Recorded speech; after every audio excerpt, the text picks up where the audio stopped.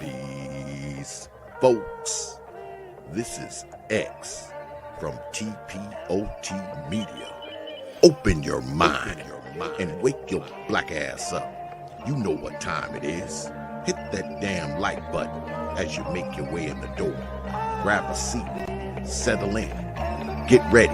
It's the Grown Man Hour with your host, my man, Bernard Riley.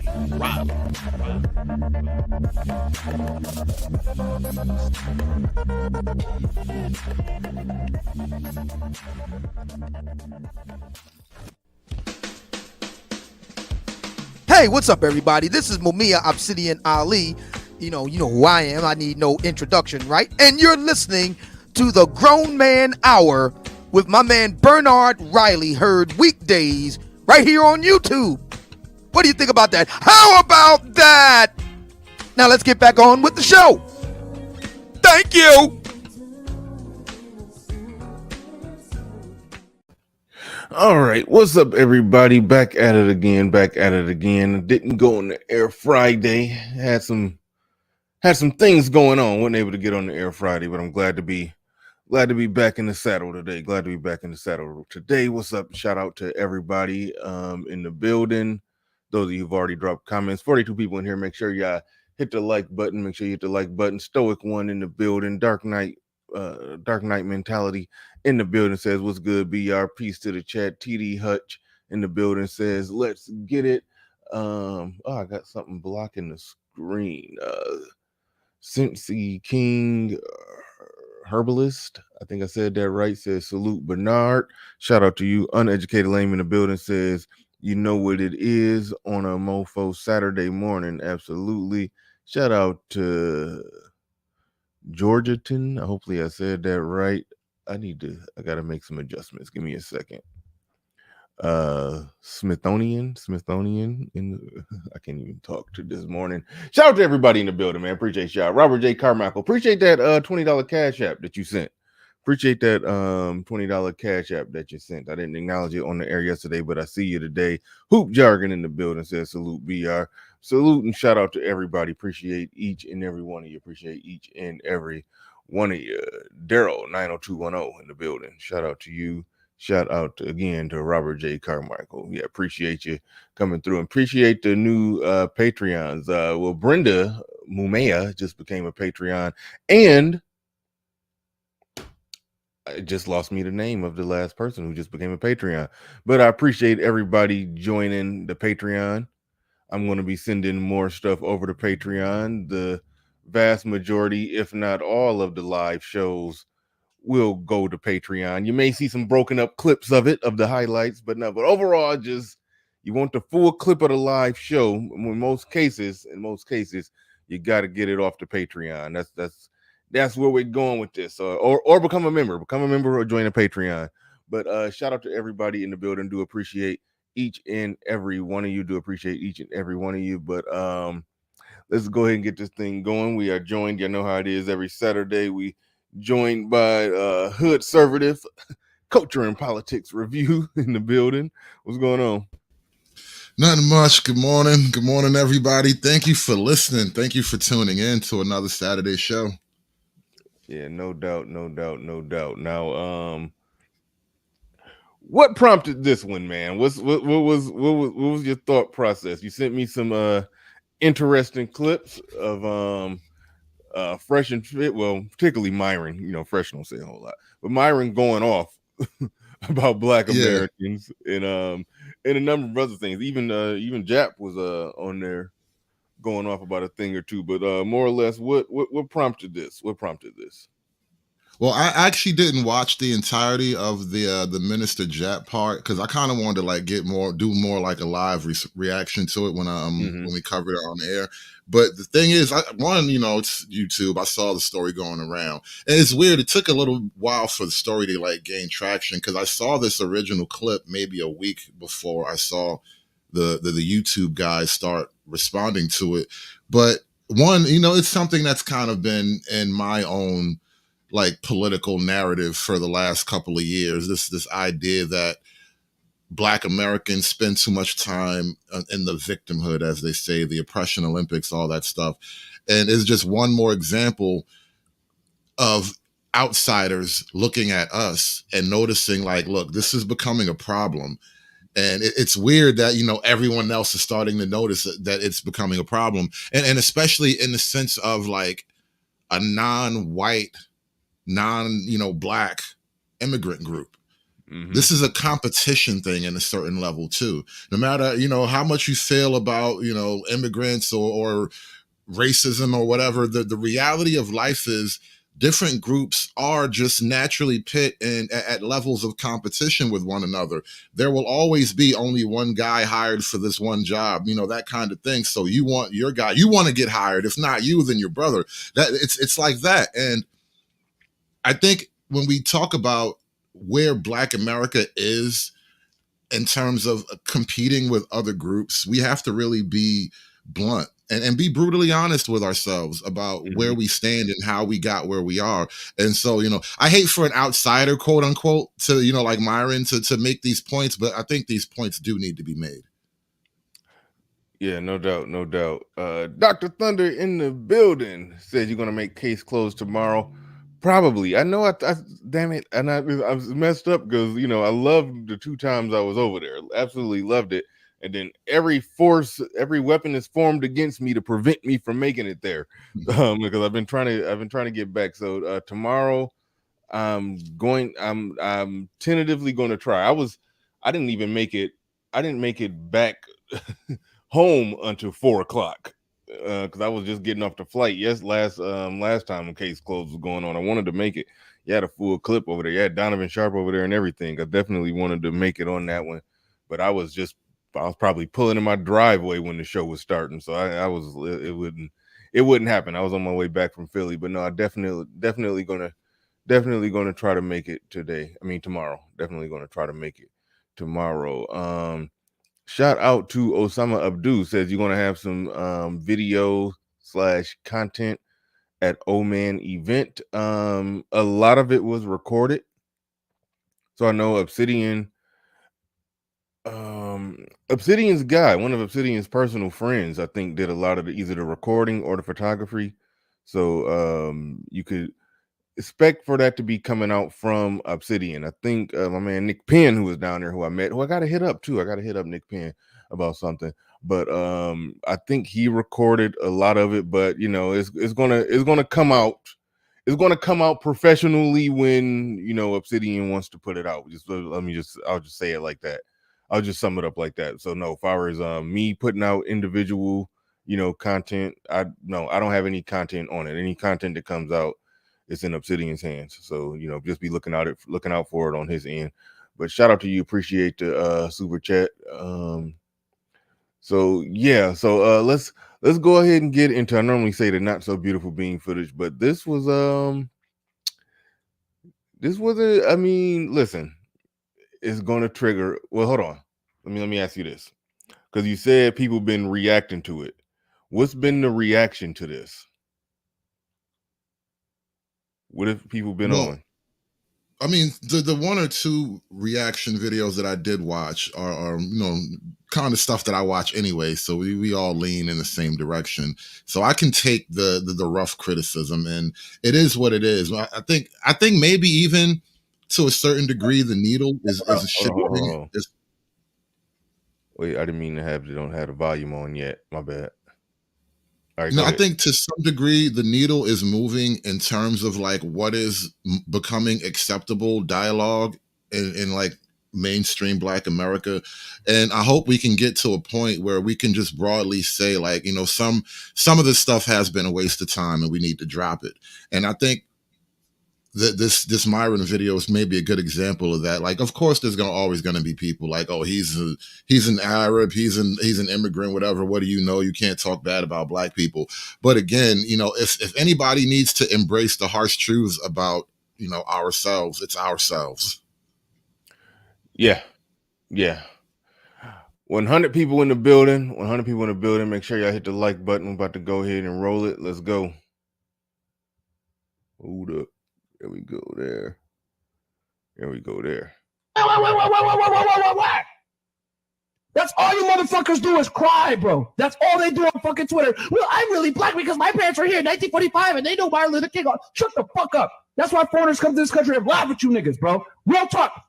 Chinese people come to this fucking country. You know what they do? They open up a fucking Chinese food spot in the hood. The Indian people, they go open up a convenience store in the hood. The Arabs, they come into the United States, they go put a fucking liquor store in the hood, and them niggas can't even drink. They laughing at you, stupid fucks. Because you guys come into the store, oh, hey son, let me get a pack of Hennessy. Yo, I only got 20 on me right now, bro. I know it's 50, but yo, do a hook up, brother. No, come back again with the money. They laugh at you niggas because you guys were born here with the opportunity, and they're making a killing off you, stupid fucks. Because you guys speak English.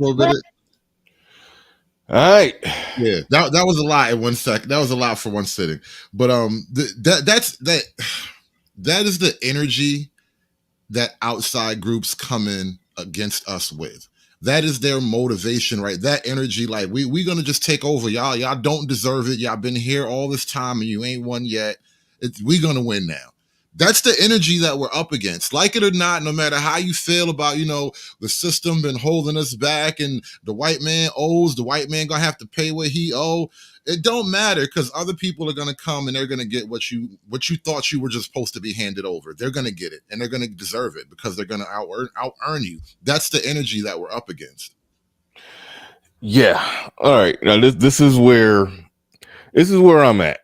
Well, when I was listening to that, okay. He gave the example of, the guy was just walking in there. Yeah, man, let me get that Hennessy. And, I only got 20. I know it's 50, man, but just spot me, okay. That dude, either way, no matter what, that dude he ain't got it. All right. He's not going to be competitive out there. The problem is, and I always go back to this, the black people in America that got actually Jap say this in another clip that you sent. He said it's people with business degrees that don't own businesses. There's a lot of black people that went and got a degree in business, got a bachelor's degree in business, don't own a business.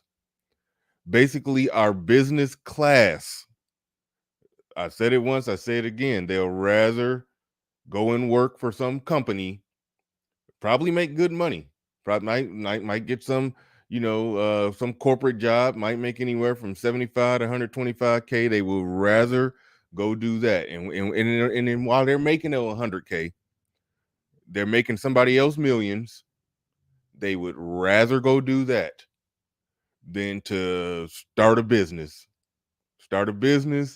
And even a business in the hood. All right.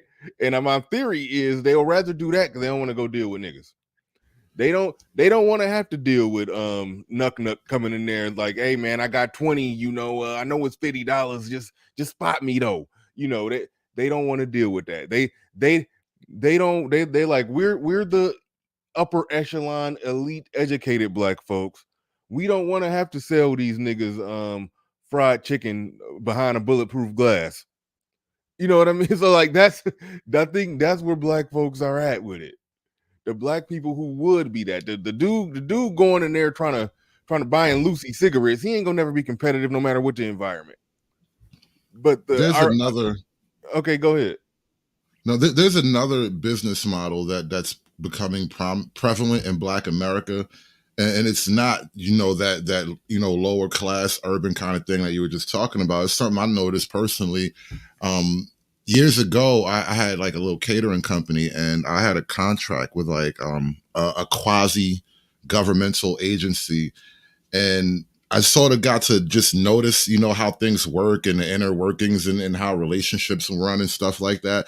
And I realized that there is an entire world, there's a huge national industry of people who could otherwise be like the Black business class, but instead of starting a business where they provide a service or produce a product or something like that, they essentially they write grants and lobby for funds for a living. And so the business for a lot of people in Black America is saving Black America. Like that's what the grant money and all that stuff is about. There are lots of smaller little services and government funded programs and all that. This is just a nationwide network of all kinds of little jobs that a lot of people just, this is how a lot of Black people create jobs. They lobby the government and they start a program, and they try to save the kids. This has become a whole little like cottage industry, I noticed. And it's just one of those things where like maybe we should have spent our time, buying laundromats and garages and car washes, and, regular businesses, because this other business model is not a proper business model. Like that's where I see a lot of that energy going, instead of just, being regular business people, like you were saying. Like our business class isn't a proper business class, it seems like. Wow.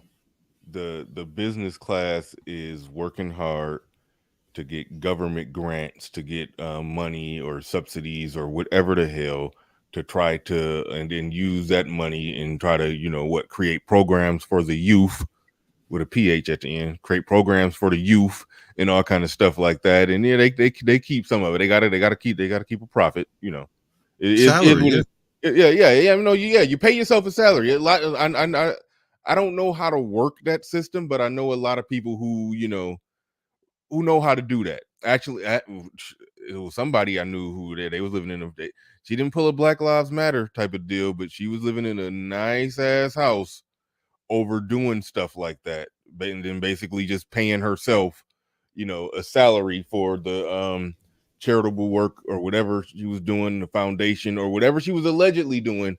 She paid herself a nice salary. I do know of somebody who did that, and so yeah, you got the business acumen to work that system and siphon money from the government for a program. Then yeah, you also got the business acumen to run a proper business that becomes a vertical business of which you hiring people, and then there's Black unemployment right there. So yeah, no, interesting stuff. Shout out to Face Facts in the building, says, I'm calling cap. Not all immigrants come over here and get it. What's your thoughts on that? That's a discussion worth having. We always talk like every last one of them come over here and just I'm a hustler, homie. Like, nah, I mean, not all of them, but what's your thoughts on that, though? Well, yeah, that's obviously true. Not all of them come over and get it. I think some of the reason for like immigrant success anyway is a little bit of what you call self-selection, meaning like in their own country, the fact that you were the type of person that you had the vision that took you let's say you come from where's Kuda at, right? I think Kuda is in Thailand or something. Let's say you come from Thailand. You had a vision to take your life out of whatever town in Thailand to land in Los Angeles. That is drive greater than most of the people born when and where you were born. So you just had something innate in you as an individual that propelled you to some kind of success. You may have well been, successful in some capacity in Thailand, if that's where you're from. So there's a little bit of internal like self-selection when it comes to the immigrant population. But I think also by and large, there is across the board with immigrants, especially like immigrants from like third world countries, which is the majority of immigrants to this country, there is just a different approach to life, because the comforts of life are a lot harder to come by as an immigrant, and so you work harder, you strive more, because from your position, you've always worked harder to get less than like your average American. So when you come here to compete neck and neck with the average American, they have no problem sucking it up and taking the sacrifices. And then too, the payout is greater in their mind. They'll take this little bit of money and they seem to do a lot more with it in a lot of cases. Yeah, me and Ike talked about that before. He called it an immigrant class. And yeah, basically, there's a certain class of people that are from all over the world that there's one common theme with them. They don't matter. It doesn't matter where they're born at. They're going to figure out a way to get the hell out of there. And I really interrogated him on that whole process. And he basically explained it like this: like, what it takes to get over here. We talked about this before, I believe. What it takes to get over here, if you were born in, let's just say, Kenya, it will take about roughly $2,000 US. which means that person has to either come from a family that just has it, or he has to save up $2,000. You may say $2,000 ain't a whole lot. Well, no, in Kenyan shillings, it is a lot. That's 200,000 Kenyan shillings he got to save up.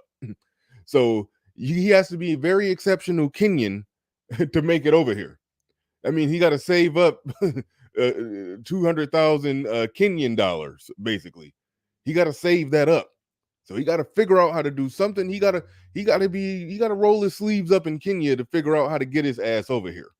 So it is a certain mentality that those that come over here have versus those who I mean, I hate, don't want to sound racist here, like I'm calling their country a shithole, but those who are born in that bush and just stay in the damn bush, those, I honestly believe those are a lot of the ones that if they came over here, they would fall into the welfare system.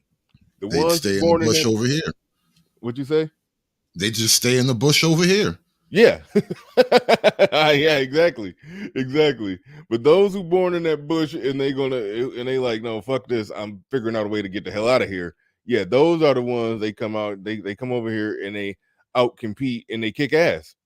But, and I said this before, it's like we do end up in a situation where I'm not saying it's their best and brightest, but it's basically like a crop of their most ambitious and they're comparing it to the average of us, and so that it's not exactly a fair comparison. However, what it does do is it debunks the racism argument. So that part is that part we can't say anything about. We can't say that it's racism that's stopping black people from doing what they're doing, because if it was racism, well, it will stop those immigrants who come over here and do well. So it shows that it's not racism. That part, that part is undefeated. If it was really racism, why would they let us get back up every day? Like, think about it. You are letting more of us come over here and join the struggle every day. But, more racism is holding me back. No, but they're okay. I can't even steel man the arguments, but the foreigners that come over who are of color, if not full blown black, they're like I've heard the argument that they're essentially honorary white supremacists. They're a part of the group. They're white supremacy approved colored folk. I want to know how long I got to stay in the gym until I can get honorary white supremacy. Like, is it like 1,000 push-ups? Like, is there like some kind of test I have to pass? Like, what do you got to do to get honorary white supremacy? Yeah, I've heard the argument. Laughing Dog in the building. Shout out to Laughing Dog. Do appreciate you dropping something on it. He says, as good as those cuts are, if you've ever heard a Somali immigrant tongue lash, Communita, it goes thermonuclear. If you've ever heard of Somali immigrant tongue lash, the Communita, it goes thermonuclear. Oh, I think if I understand what he's saying right, I think he's saying that they be talking cash shit about Black Americans anyway behind the scenes. I do believe that's true.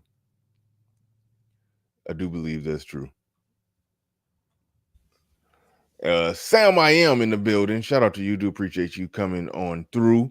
Says, on one hand, I agree with Myron, but on another hand, I'm wondering why immigrants don't have all this drive to build up their homeland. Boom. Yeah. And I think that's because of what I said.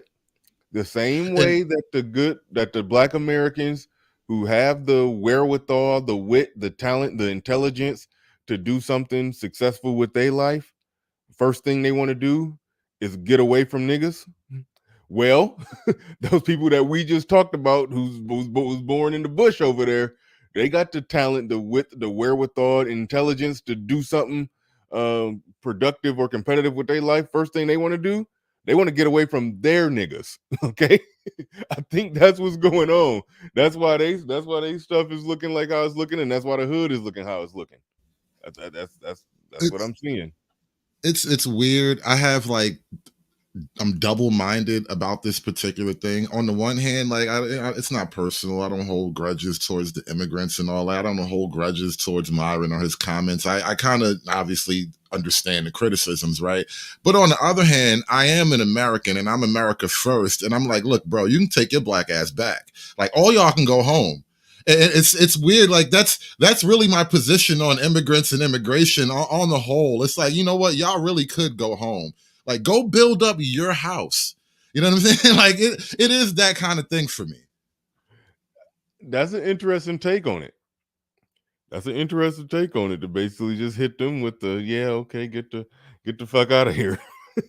You talking all this cash shit and your homeland looking like a shithole. Go take all that ambition over there. You know? Right. Yeah, no, I hear you. I hear you. I hear you 100%. On that. Face Facts back in the building. He says immigrants are still comparing their best and brightest to our degenerates. It's a disingenuous argument. Yeah, I touched on that. And even if it ain't necessarily the brightest, like I said, the ambition to get over here is a factor that's going to make you thrive over here versus those that's just sitting there in the bush and they're going to stay in the bush over there. And those of us who's just sitting in the hood and going to stay in the hood going to fall into the welfare system. Like, yeah, I mean, don't compare your ambitious person who figured out a way to get across the Atlantic Ocean to the nigga who just ain't doing shit. You know, compare him to the niggas that he left in the bush. you know, that's hey, that's how I look at it. But anyway, but overall, the general, general spirit of what he's saying is truth in it. It's truth in it. I don't deny that truth in it. If the storyline that we're going with is black folks in America need to quit bitching about racism, roll their sleeves up and compete, then I'm with it. That's just a brute fact. That's where I'm at with it. Born here, raised here, U.S. citizenship, and you're still a fucking loser. Going into a foreign nigga store, buying the fucking alcohol, crying and complaining about why you're not where you want to be, but you're drunk all the time off of fucking Hennessy. That's the truth in the black community. That's the fucking truth. You choose to be a fucking loser. Huh? I know that guy too. I know that guy. You drunk all day. All you wanted is drink Hennessy and talk shit about everybody else. You just it's a common thing, and it's a a stereotype, but it's also like an archetype. I think it's becoming an archetype. Like there's just the angry loser kind of thing, and I feel like it motivates a lot of the black grievance industry. Just that sentiment of like, listen, there are going to be some people who can't make it anyway, and we can't be tied down by them. You know, let them go. We have to let them go. You said black grievance industry? Yeah. What is that? Well, when we talk about like the Black Lives Matter, I mean, this idea, Candace Owens took a lot of heat for pointing this out, but like a lot of the people that were propped up in front of the black population as victims were not like good people. And so it's this weird thing of we take little grievances and blow them up into something way bigger than it actually was for the purpose of politics and not actually solving a problem, because the situations aren't really the way that they were presented to us. Mm-hmm. Right.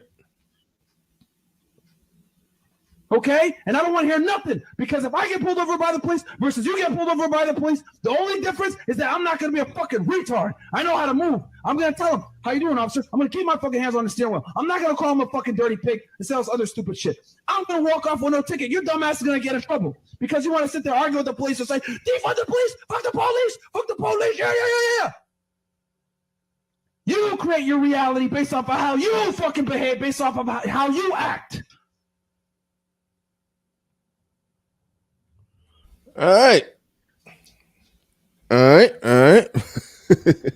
Yeah, he went kind of ham there. He was getting some stuff off his chest. I haven't really found the full context of that clip because I want to know what caller, like, who was he responding to? I know that whole full clip had to be crazy. Yeah.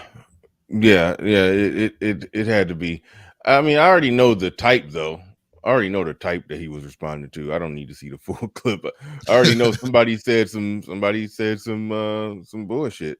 Somebody says basically some stuff that I got little tolerance for. That excuses, making excuses. You know, my shortcomings are my shortcomings. I got to figure it out. That just it is what it is. That is what it is. Face Facts in the building says matriarchy is the black community's biggest issue, not racism. Thank you for the super chat. Appreciate that. And I think there's definitely truth in that. Yeah, no, I mean, no, I put it like this. No, I agree. I'm not going to say it's truth in that statement. I agree. I agree with that statement. I'm trying to think, is it's bigger than racism? It's bigger than racism. I was trying to figure out and think to myself, is it the biggest issue? But most of the issues do circle back to that. So yeah, you know, that's an interesting conversation, though, isn't it? If we for people who agree that matriarchy is an issue for the black community, now I wonder how they scale it. Like, what is bigger than matriarchy? What is the biggest issue if not matriarchy? I just wonder where people land on that. Yeah. Yep, no doubt. But no, thank you for the super chat, Face Facts. About to pull up another one from oh, this gonna be funny. I just heard a little piece of it. That was funny. All right, hold on, give me a second. Hold up. Oh, I can't find what I'm looking for. Oh, here we go.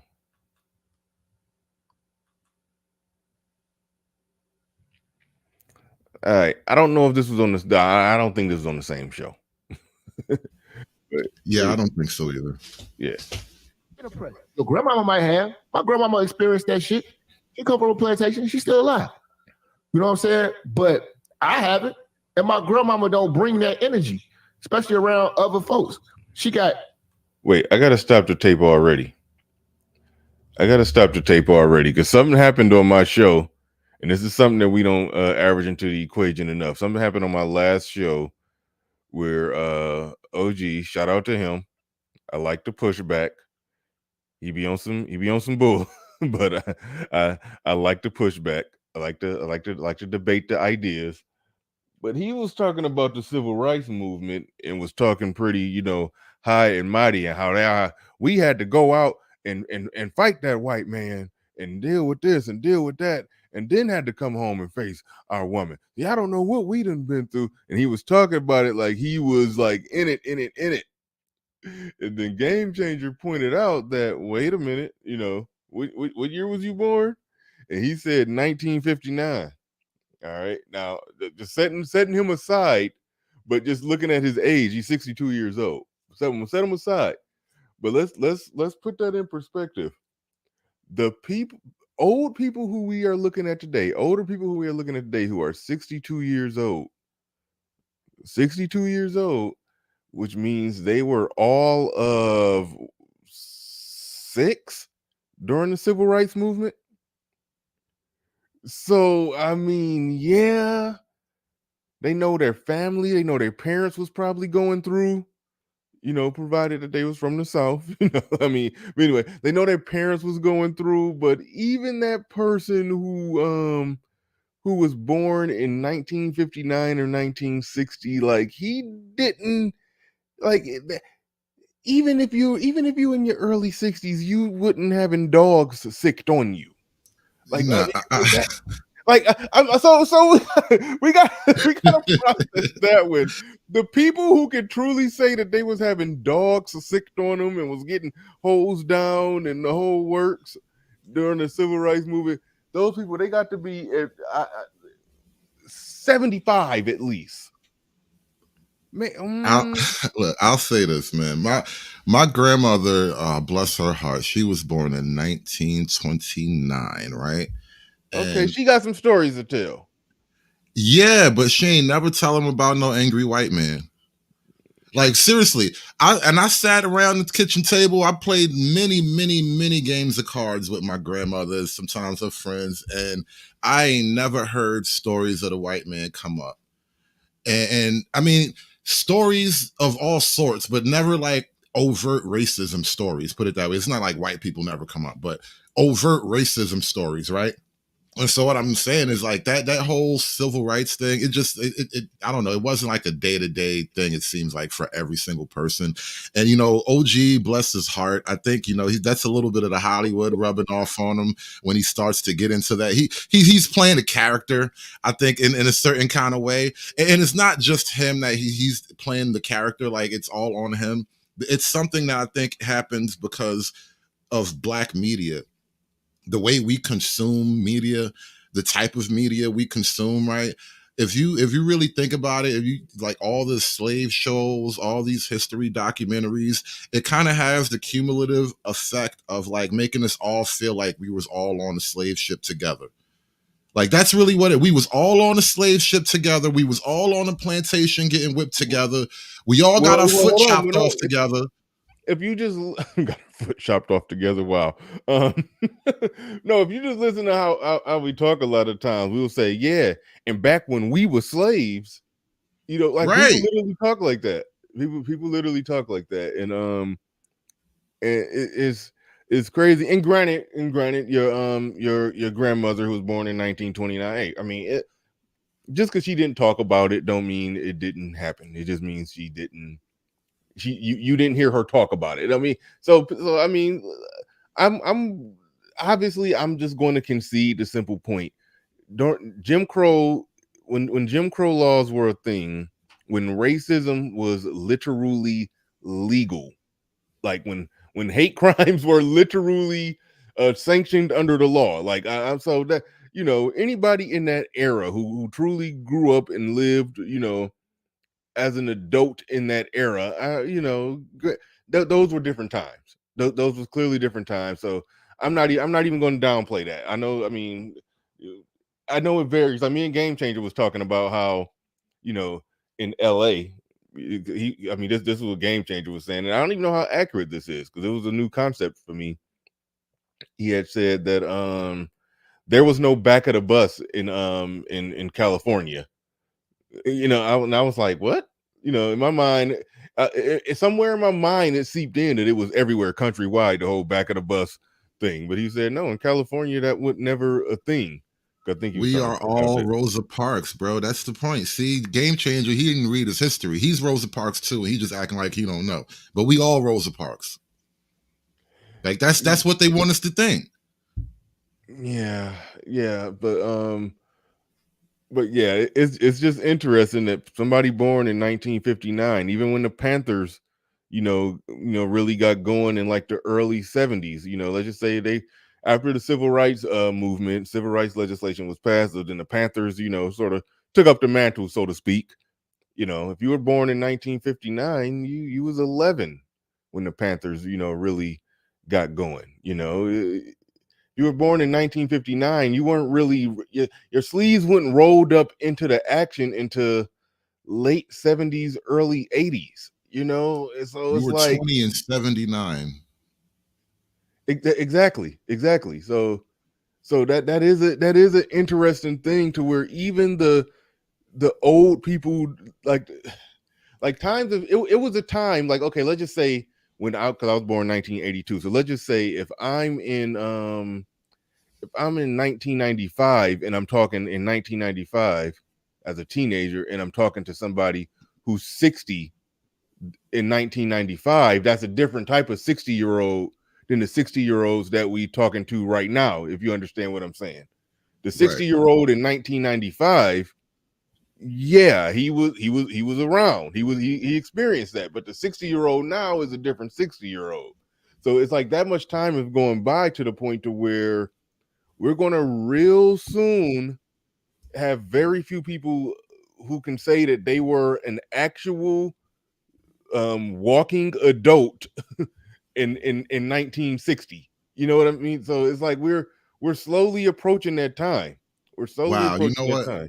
I'm about to blow this whole thing. This is crazy. So I've been talking about this documentary every so often. For some reason, the kind of subject matter comes up to make it relevant. but there's a documentary I have and I keep forgetting to watch the whole thing, but it's called The Secret of Selling to the Negro. Oh, all yeah. right. Yeah, I know about that. 1954. This was produced in 1954. So a few years before dear old OG was born. Oh, come on. The white man was making, I know we've been picking on OG this whole time. Let's keep going.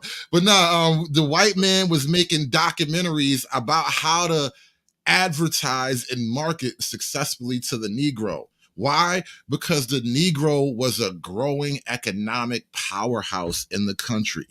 That's not me. That's not, some internet coon saying this. This is the white man of 1954 when the racism was still like racism.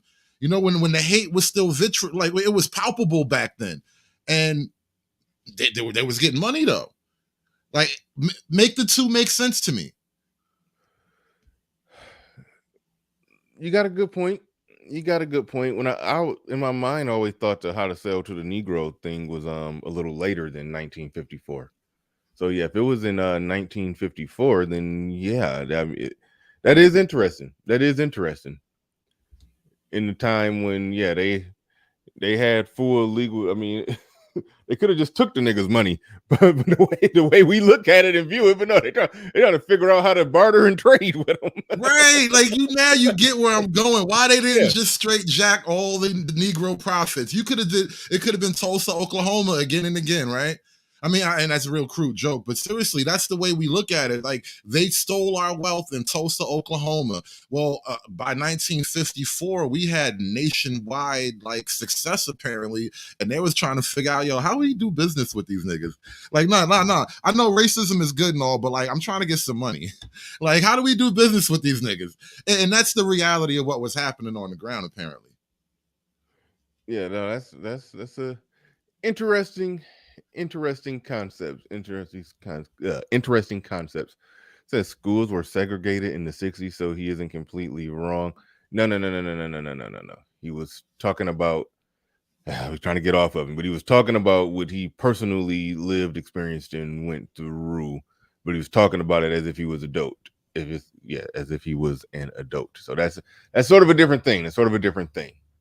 He was born in that era, It's one thing to be born in an era, it's one thing to experience it as an adult. But all right, let's move along. Let's get back into the clip. Granddaughters that got white husbands. She got beige babies. And my grandmama don't bring that energy, especially around other folks.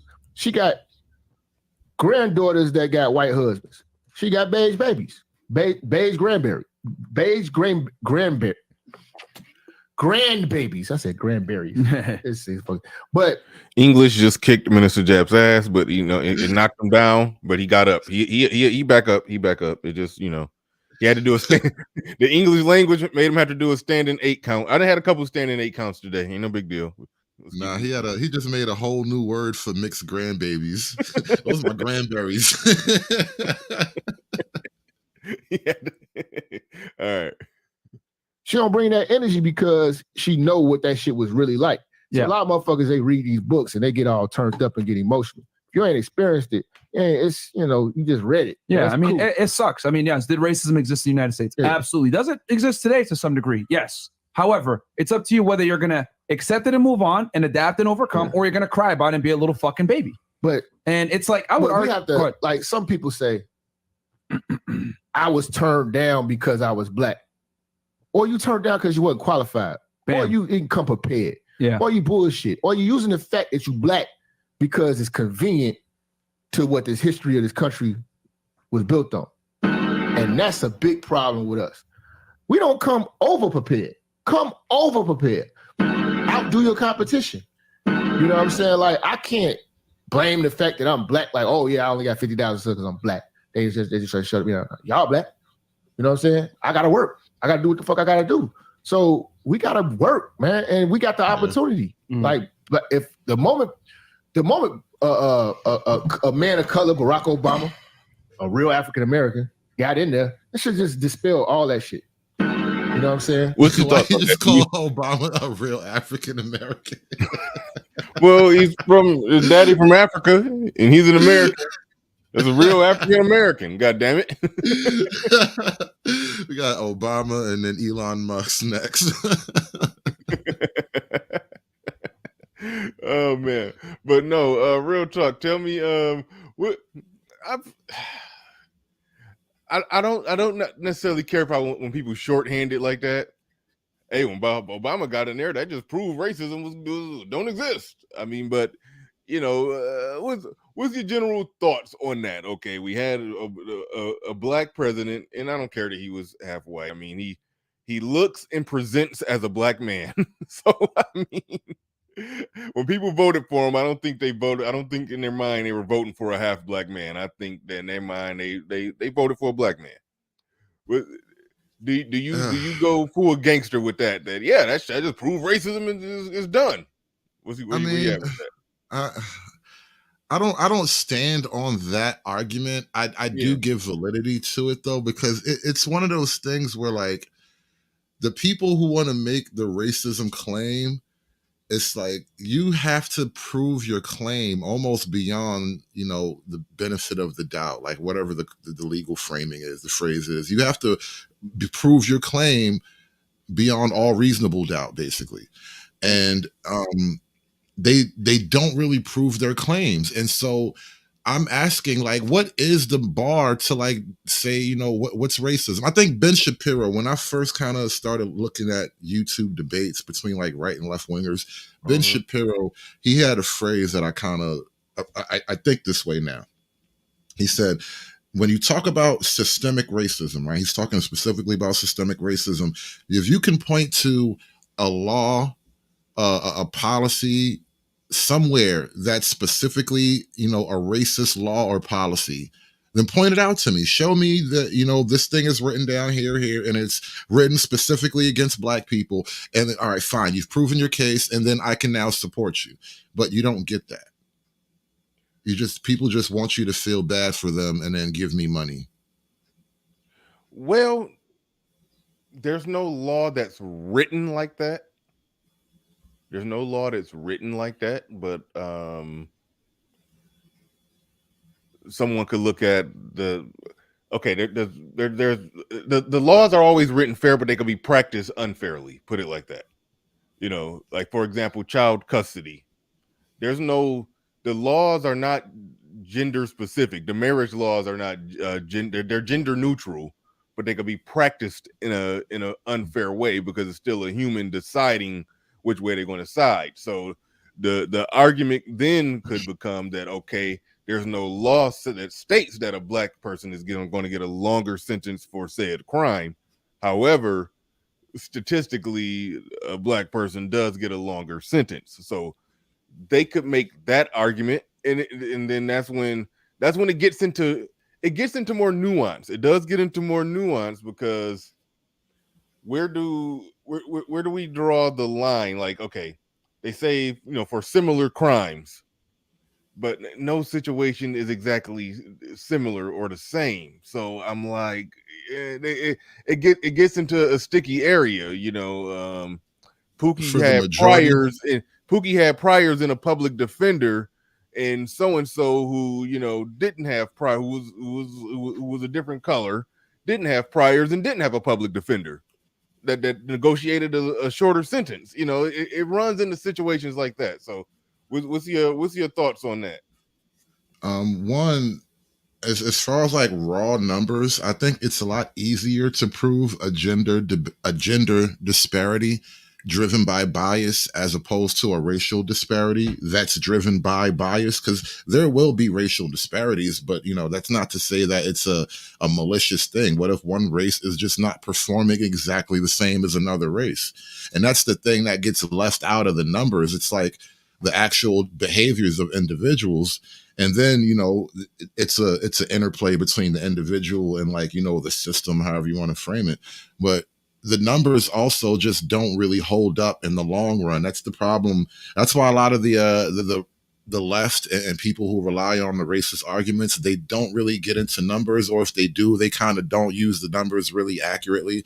So like the police homicide, the police genocide thing, when you really, really drill down to the numbers, statistically speaking, that is like one of the least significant forms of black death, basically.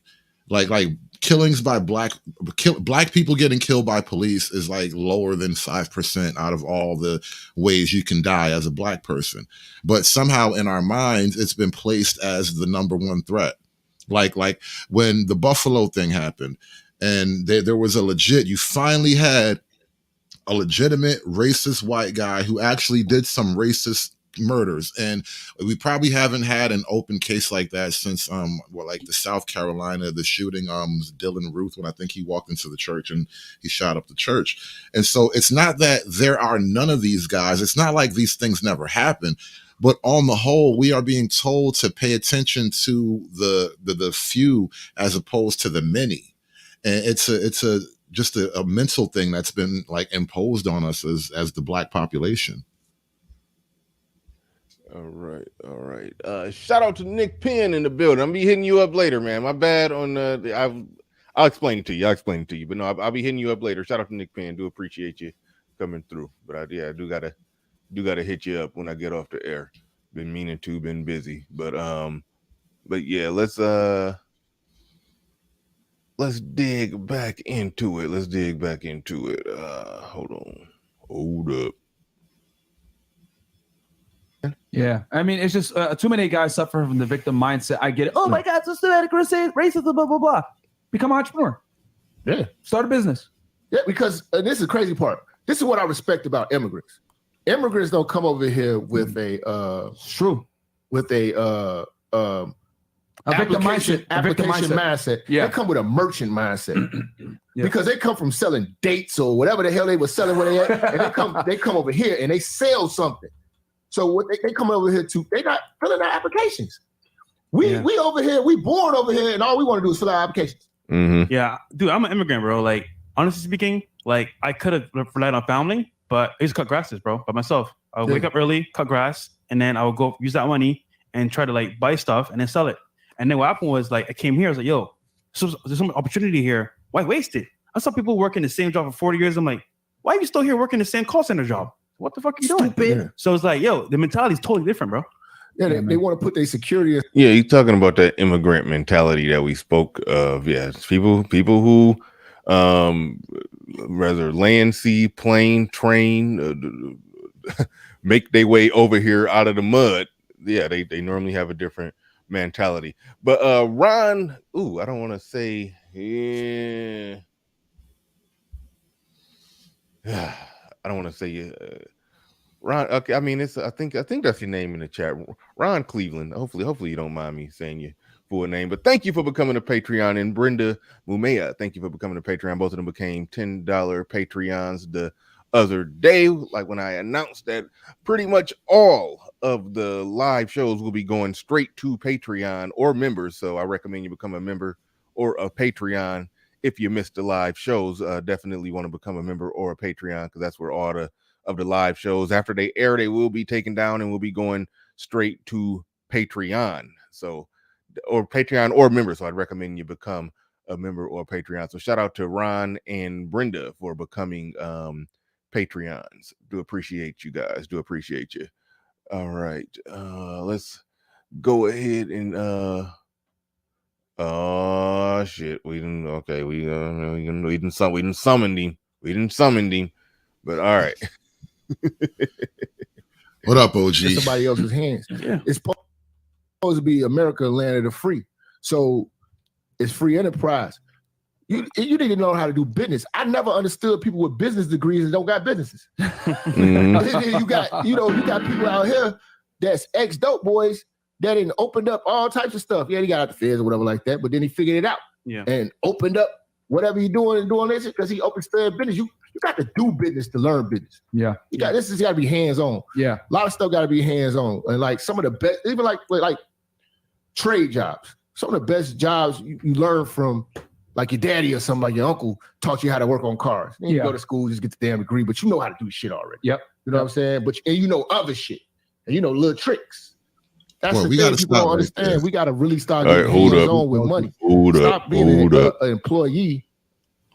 Go ahead. Now, this is one of those things where, like, I know, you know, in the Black manosphere, talking about Black women is kind of what happens. It's just what you should expect when you listen to a Black manosphere channel. And I try in my own way to talk about it from a slightly different angle, not from a directly like, you know, you're bad, you're evil, mean. Like, I don't want it to be that kind of thing. But when he talks about, generally speaking, from other cultures, men learn things from their fathers. They learn useful life skills from their fathers, right? That is a thing that we get robbed of as men growing up in the matriarchal system. And I mean, literally, we get robbed of that experience. Like, I remember a long time ago, I was a little kid. Well, I was, you know, I don't know how old I was, but I was little. And I was in the projects, and there was this dude, Pillow. He had a car. And he was getting his car fixed. Like, me and Pillow, we Black. And the dude's fixing his car was Mexican. And actually, he was a Mexican dude. And, like, he had married somebody else. And he lived around the way. So we knew the Mexican dude and his son. And his son was like, you know, his son, he hung around. He was out there with us. So we knew him. And me and Pillow was just sitting back looking at the father and son fix his car. You know what Pillow said to me one day? I never forget. He was like, damn, I wish my pops could teach me how to fix a car. And it was like that like is a real conversation that just came up. And it's like, wow, you don't actually get that. You'll just be robbed of that experience when you grow up where like not having a father around is just the norm. It is like economically debilitating on a mass level. And I think that's kind of one of the things that Minister Jap just sort of talked about. And it's a way of talking about, like, you know, the effects of growing up under the matriarchy. And it's not a thing of like, you know, it just is what it is, basically. This is just the way it really is, bro. Yeah. Yeah. That is a thing. That is a thing. Not enough gets passed down when families are broken up, or families never became families to begin with. We get criticized a lot for talking about female mate selection. We get accused of complaining about pussy we can't get, but the reality is, if a chick get knocked up by a dude who ain't offering nothing but community semen, then those kids ain't going to be taught a goddamn thing. That's just the brute fact of the matter. That's the brute fact of the matter. But SKC in the chat, he's talking about board games, right? And this is joke that it's a running joke that we got now. Because one night I was on my chill and I was talking about I was just riffing about stuff. And it occurred to me, like, I remember playing board games. Like, even with my dad, I remember being little and, like, my dad had to, like, get visitation with me or whatever. So, like, it would be a lot of times it was just me and him, and we'd be sitting in the house playing checkers together. Just something simple as playing checkers together. And then it occurred to me, like, I'm on my show one night, and I was like, damn, these little niggas don't play board games. And, like, it just occurred to me, like, damn, I wonder how common that is. Like, how many people actually have that experience of playing board games, like, as a family? Like, little simple, basic family interactions. I just start to wonder how common these things are. And I fear it's becoming less and less common. Mm-hmm. Yeah. Yep, no doubt. Let's roll a little more of this, and we get to something else. Be an employer. Yeah. That's why I never understand people that hate on Trump. You ain't never seen a president that had over 60,000 employees. Yeah. Who the fuck the person you vote for ever employed? That was worth a damn. You know what I'm saying? This man had wild businesses, employed a lot of people. So when he employed people, what are he doing? Supporting a gang of families. Gang of families got Christmases and housed a lot of people and as well. Powers the economy, because if he gives them jobs, guess what? They're not out here doing crime. Oh, yep. But you're mad at billionaires. But this is another thing. This is one thing I hate about this country too. Why do we value the opinions of broke motherfuckers? This is the only country that do that. Value the opinions of broke motherfuckers. 18-year-old motherfucker, what the fuck is they voting for? They vote because their parents told them. Like, dead serious. That's true, though. It's true. It makes no sense. Like, we listening to broke. Would you listen to a broke motherfucker? Hell no. Nope. Would you like? And then you hate rich motherfuckers. And rich motherfuckers give out the jobs. Oh, why are they not taxing the rich? Because they giving out the fucking jobs. And they provide the housing. Dumbass. See, people don't realize this. And here's the thing. I didn't realize. See, you guys don't learn this stuff, unfortunately, until you start making money. What school teaches you is it teaches you to become a better employee. When you go to school, college, whatever it may be, and indoctrinates you. Real talk, guys, listen up, because I'm about to give you guys some real game right now. Please listen. When you go to high school, middle school, college, whatever, it indoctrinates you to become a better employee. Sit down, listen to the lesson, do your homework, all this other shit. It teaches you to work within a confinement, and then it teaches you that the rich and the powerful are evil, the oligarchs, whatever the fuck it is. No, the reality is the rich people provide your dumbass a job, they provide housing, etc. So they get something called tax benefits. When you provide housing and you provide jobs, you stimulate the economy. In return for stimulating the economy, the U.S. government gives you a big tax break. There's a reason why Donald Trump, Robert Kiyosaki, Grant Cardone, etc., they pay almost little to nothing in taxes because they're large contributors to the U.S. economy. They provide stimulus to the economy so that you can work and or you can live. Whereas you, a regular person in school, you're just a fucking consumer. So what do? They tax your dumb ass at the lowest level, make you hate the people that provide the ability for you to work and or live, and then make you try to demonize them because guess what? There's less rich people than there are poor people. But if you think like a rich person, you'll realize, fuck, I need to do what these rich people are doing instead of demonizing them and hating them. And what do we do in this country? We sit there and we let poor people, broke people, losers that don't have anything to their fucking name dictate how you should think and move. Oh, I'm going to go on a victim mindset. The rich guy, the man is holding me down.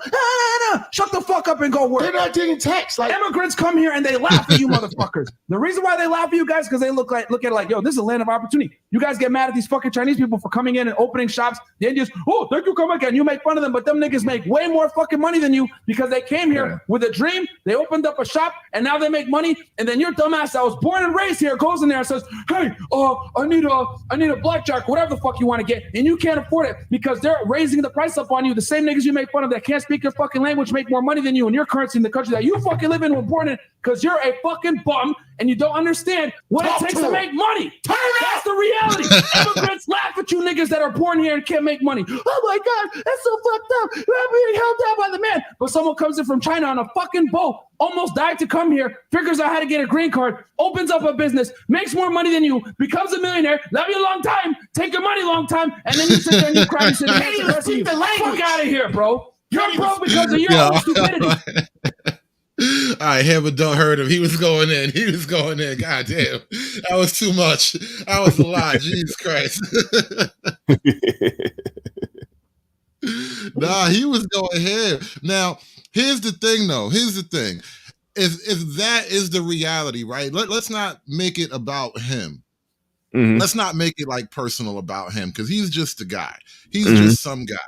But if you can understand that is the energy that you're up against, I'll kind of have to ask you, what is the value in waging this lifelong, generations-long struggle of anti-racism with the white man when you got this coming up on your flank right now? Right. Like really, I agree. I agree that the thing that the most energy should be on is not the racism, but figuring out how to get competitive out there in the market, in business, creating a business, starting a business, working a business, making it work. Like that's literally where it's at. And that's one thing why when it comes to the whole victim mentality is like I don't want to hear about it. I don't want to hear about it. I mean, yes, racism, it's racist people out there. But I'm just saying I could say it like, I could explain it like this. October 2019, I think October 2019 was the last time I received a paycheck from somebody else. It was literally the last time I received a paycheck from somebody else. So the thing that he's on, I got on that, over 2.5 years ago. I got on that 2.5 years ago and been on it ever since. I'm going to stay on that for the rest of my life. So I know exactly where he's coming from, and that's part of the reason, big part of the reason why when they get to just get knee deep, waist deep, shoulder deep into the man holding his back argument, I don't want to hear that shit. Yeah, I don't want to hear it. But shout out to, there I said it in the building, says elitist. I love it. Oh man. Well, Man. I believe, and I like that, sentiment from there. I said it. I believe Black America in general could use a little bit. We could benefit from a little bit of elitism. Like we got this, like I say, we was all slaves together mentality. Like, no, not everybody is the same. Even under the umbrella of Black, not everybody is like each other. There are distinct differences, and it's okay to respect that, because once you respect the distinct differences, you don't have to now carry the load for stuff that isn't on you. True. That's true. You don't have to carry the load for stuff that isn't on you, but me and you do be talking about, okay, when we're talking about business and starting business and Black people starting, businesses, vertical businesses, we are talking about carrying a load. To what sense? In what sense you mean? Essentially what immigrants do. When they start those businesses, they are carrying a load. They're employing their people. They're employing, so from that standpoint, I just want to explore it from that standpoint.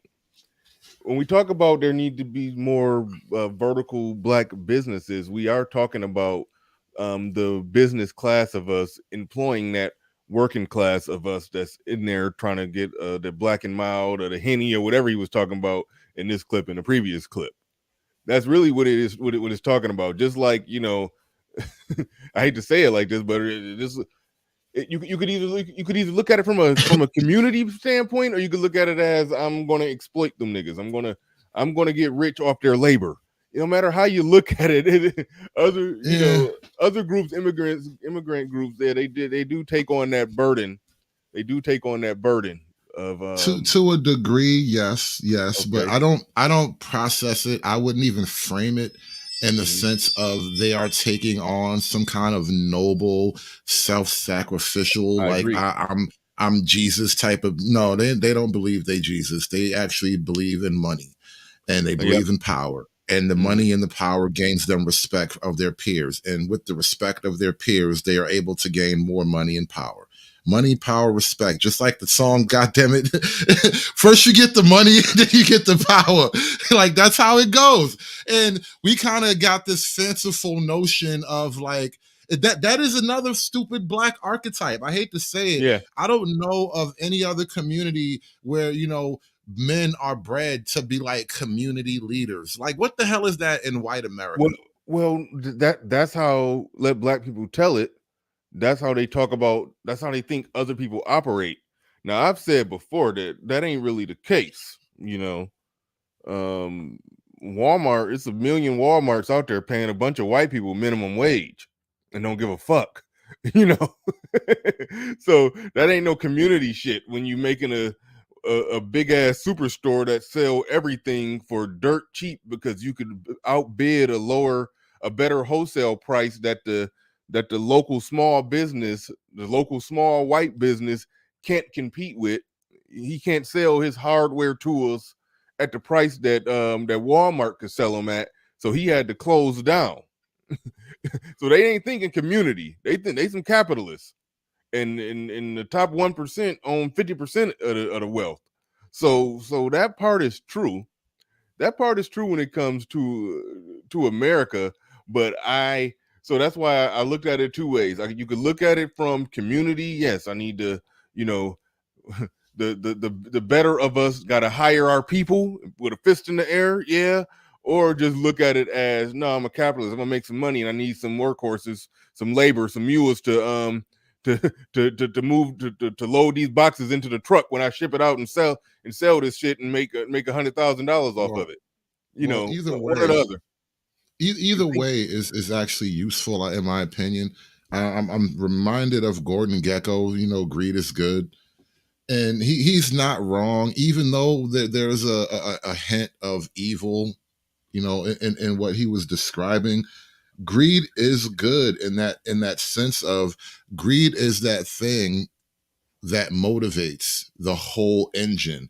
So for Gordon Gekko to have the ability to employ all these quote unquote, downtrodden poor people, that is still giving them a life. That it's still like, all right, even in the actual movie, there were people that, worked at some airplane company or something like that. Those people, those poor nameless people, those are the everyday regular people that you need to like keep your system, your country going. So in a great context, you need some big wealthy guy who can have a bunch of businesses and he can now afford to pay all these people from the profits of all his businesses, right? That's in theory. In practice, the wealthy guy quite often turns out to be an evil psychopath who wants to crush the little guy. And that has been always the history of like big business versus the people. So it's not like there's ever going to be a perfect system.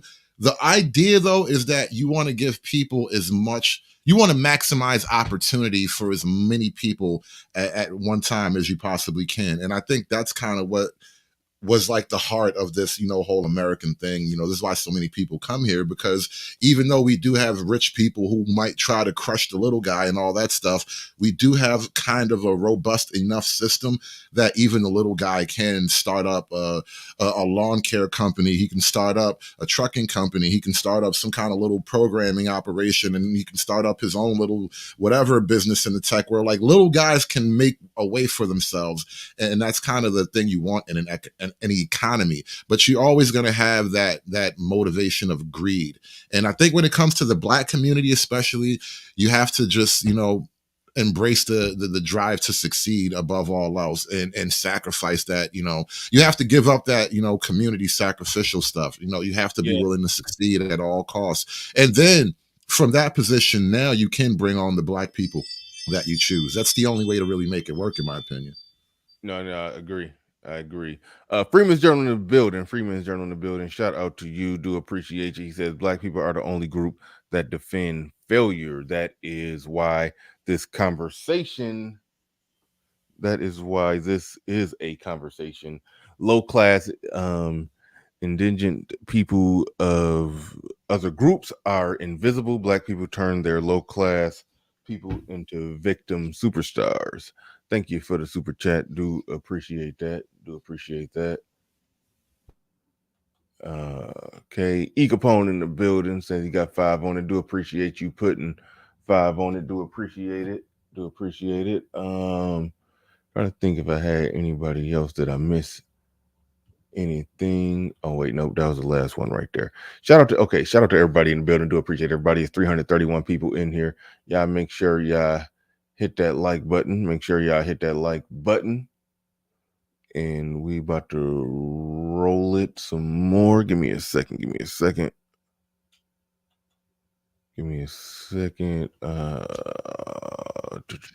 got the one with Ibram Kendi. Yeah. All right, set this one up. What we got here? Yeah, so I think this guy.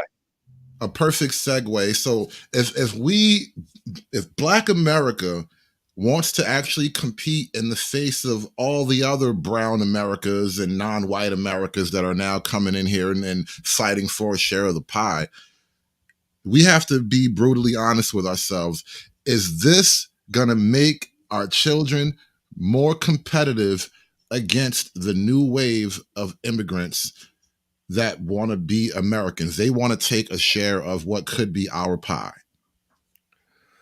Right on. Robert Carmichael, thank you for the Cash App. Do appreciate that. All right, let's get ready to roll it. He's a renowned scholar and author who studies anti-racism and how he says it can improve all of our lives. Kendi is now applying that research, which adults have flocked to kids with 2 new books. One is How to Raise an Anti-Racist. It's for parents. And there's a picture book, Goodnight Racism, for kids. Kendi is the founding director. Yeah, bro. Raising Goodnight Racism.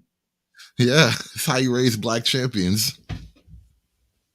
It's like good night racism. Like, are you tucking racism in for bed? Like, what is the hell is going on here? The new class of victimhood warriors, bro. What the heck? What?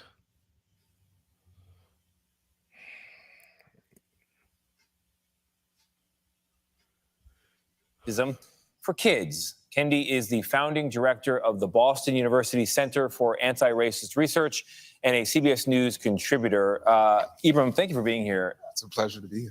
Both books are really interesting and I think valuable. And before you get into how parents can address racism with a toddler or even a teenager, talk about why the old way of just teaching color blindness is insufficient in your view. I mean, that way assumes that our kids don't see color.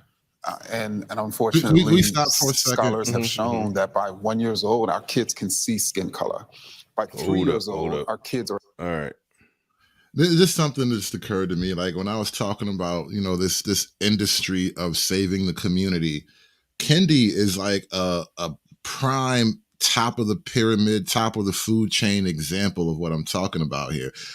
I would bet you this guy's probably spent the majority of his life in school or working at school.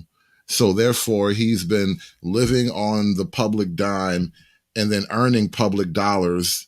And now he's like got all these, what do you call it, agencies and little organizations that operate off the public dollar. He has probably never been technically useful to other people ever in his life, but he's created a whole entire world a whole entire world has been sort of created, and he's found his way into it where he can like be really successful, never providing a service, never creating a product. But he did write a couple of books about, making the babies not racist. So I guess that's something. Mm-hmm. That matters. That matters. He wants to teach our kids to be losers from infancy. Kendi and Coates continually dodge debates from Elder, McWhorter, and Lowry and Fryer. Are they really dodging the debates? Yeah. He refuses to engage.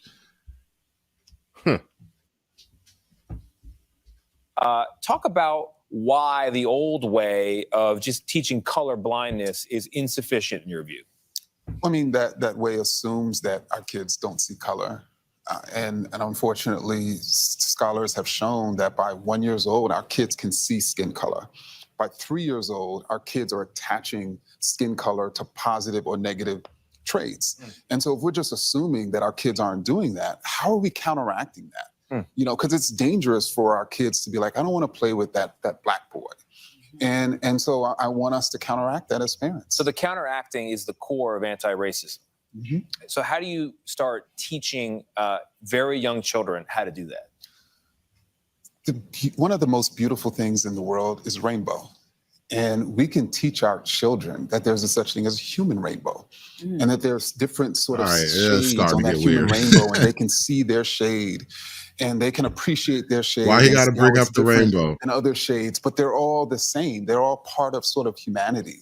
My daughter's favorite color right now is the rainbow. And she's like, why wouldn't it be? It has all the colors. Why do I have to choose one? Right? Exactly. I can have them all.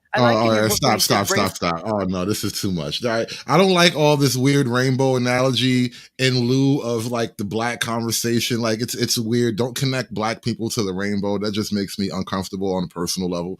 But deeper than that though. Deeper than that. Black America, like black folk. Like, I want to ask you something. I want to offer you guys this proposition. I need you to consider this. Do you truly want to brainwash all the other babies into liking black people? Is that the way to go? Is that how we're going to solve the problem? We're just going to brainwash the babies into liking black folk? Because that's what it feels like he's after here. You can't get the babies to like you no other way. You can't get people to like you no other way than to brainwash the babies. I feel like this is low. This is like dirty. This is unbecoming. I never heard you use that word, unbecoming.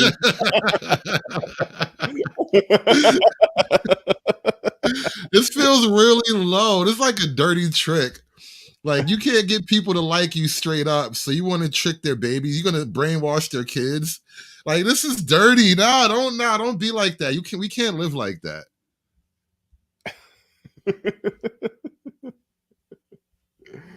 Oh man.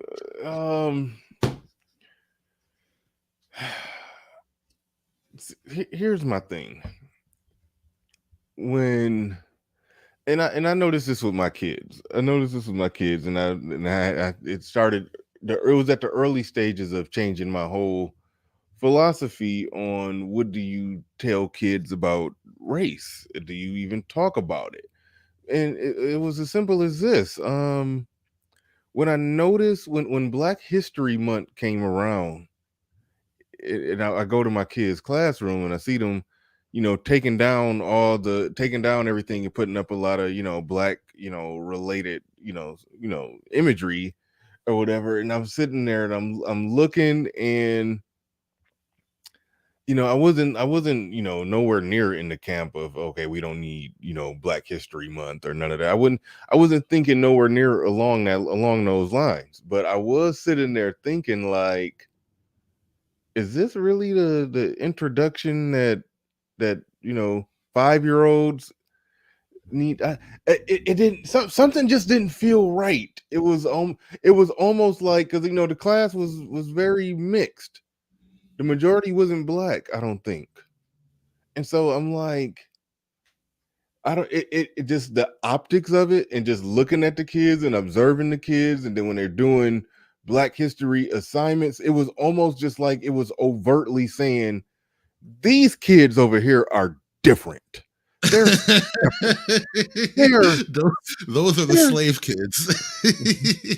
These are the special kids over here. And it was just like, something. I just remember thinking something didn't feel right about that. So, could you imagine? I'm trying to imagine now, because it just occurred to me. I was like one of those kids in one of those somewhat mixed classes at times, and you had to do Black history stuff. And now something even more drastic occurred to me.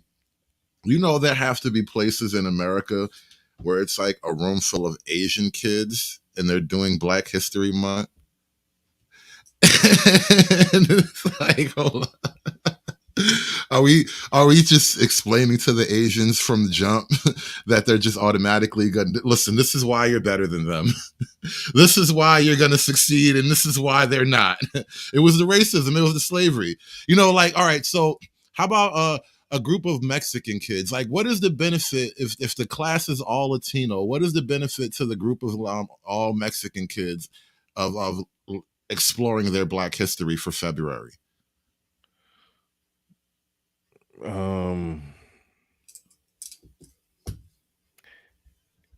That would be weird. Are you talking about like an all Mexican charter school, or just an area that was just happened to be predominantly Mexican in the public school? Most of the people that go there are Mexican, or Hispanic, Latino, or whatever. So they do.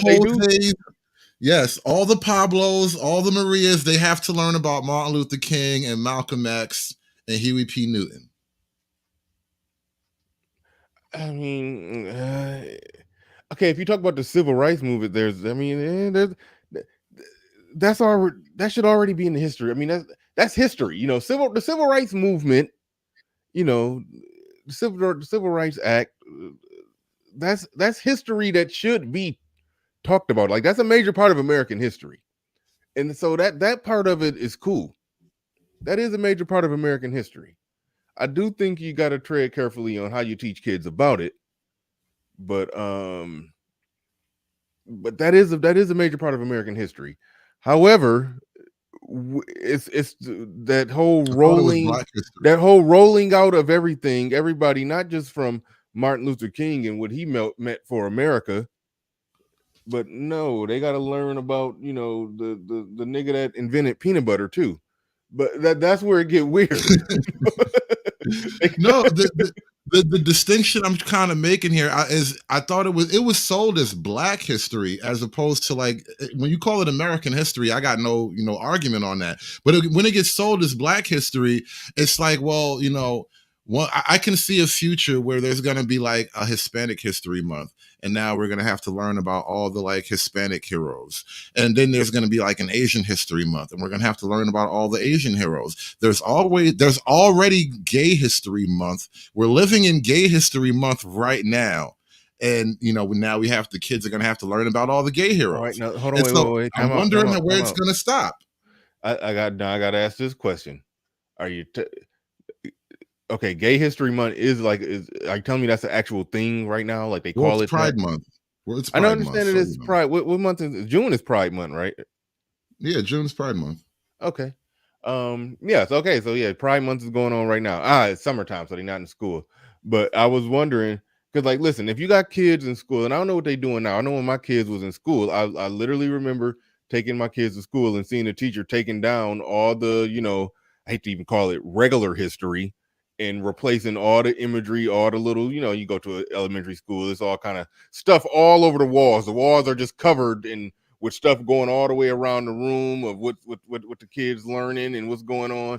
I distinctly remember watching her take all of that stuff down and putting up all the Black history stuff. So I was sitting there thinking, if Pride Month was in, let's just say, March, and school was going on, would they do that? Would they go go over all the gay heroes? If there's a Hispanic, if there's a Mexican History Month, are they going to put up all the Mexican people who did things? I don't even think they did anything.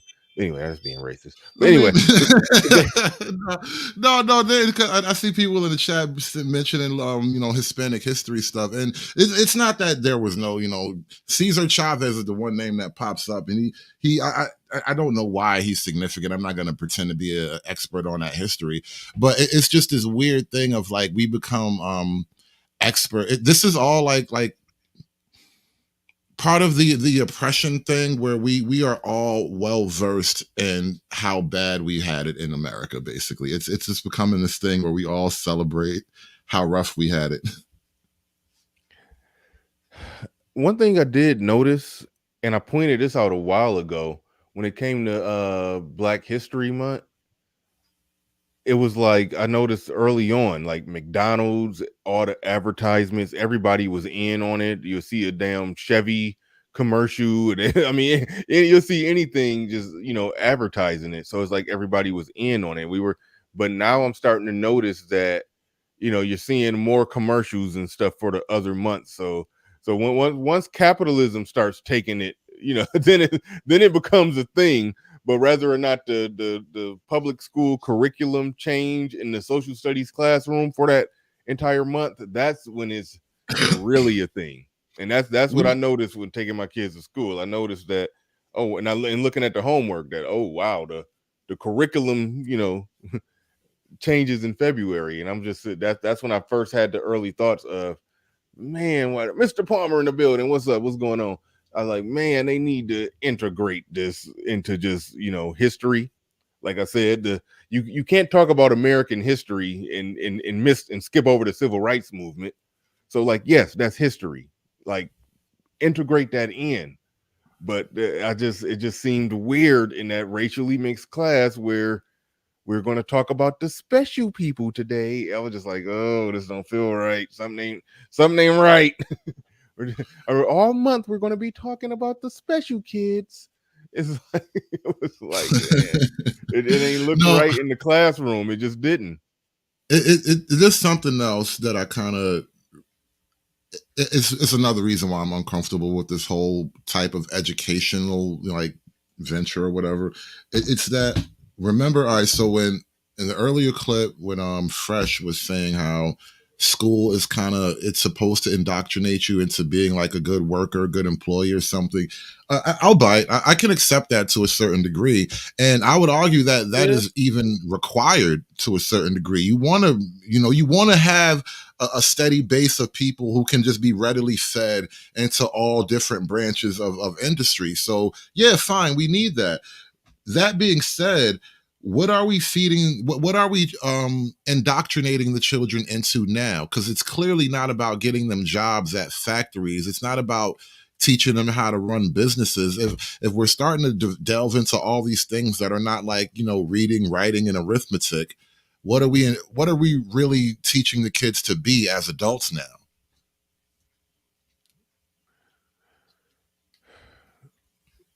Well, no, I mean, good question. Good question. Yeah, I got no answer for that one. I got no answer for that one. I mean, you're treading on the line of critical race theory, and you know, there's a debate over whether or not that's being taught in school. But yeah, they're trying to put more of a race-based racism, anti-racism curriculum in school, and I mean, yeah, I don't know if I draw a parallel between all of that and the what he talked about, and it's truth in that how what he talked about, how they do teach you and train you to be an employee. They don't teach you exactly, you know, entrepreneurship. So the question is, well, what are they teaching kids now? I think they're still teaching the same thing, for them to basically be employees, but a lot of people, they have it their way. Yeah, they're going to make sure that they put the whole victim mentality, victim narrative, and you know, and put white guilt in the heart of the white kids, and put victimhood in the hearts of the black kids. That's basically what they're going to do, and that's just counterproductive for black people. We don't need no more of that. We got enough of it. We understand the history. We understand what happened. We understand, like, it's time to roll up sleeves and make some shit happen. One last question before we get back into the clip, though. How many ethnic studies degrees do you have to have before you can, like, build a rocket ship or even a house? Like, can you build a car? You don't build shit with an ethnic studies degree, but you can build a foundation and get some government money. Oh, you mean like? Oh, I thought you meant like a house foundation, like pouring concrete, digging out, like, you know. No. Oh no. No, none of that. No, you can build a foundation and get some government grants and programs, help the youth, and get yourself a salary, and hopefully you help out some youth. The youth. Yeah. Sorry for making all that noise with the water bottle.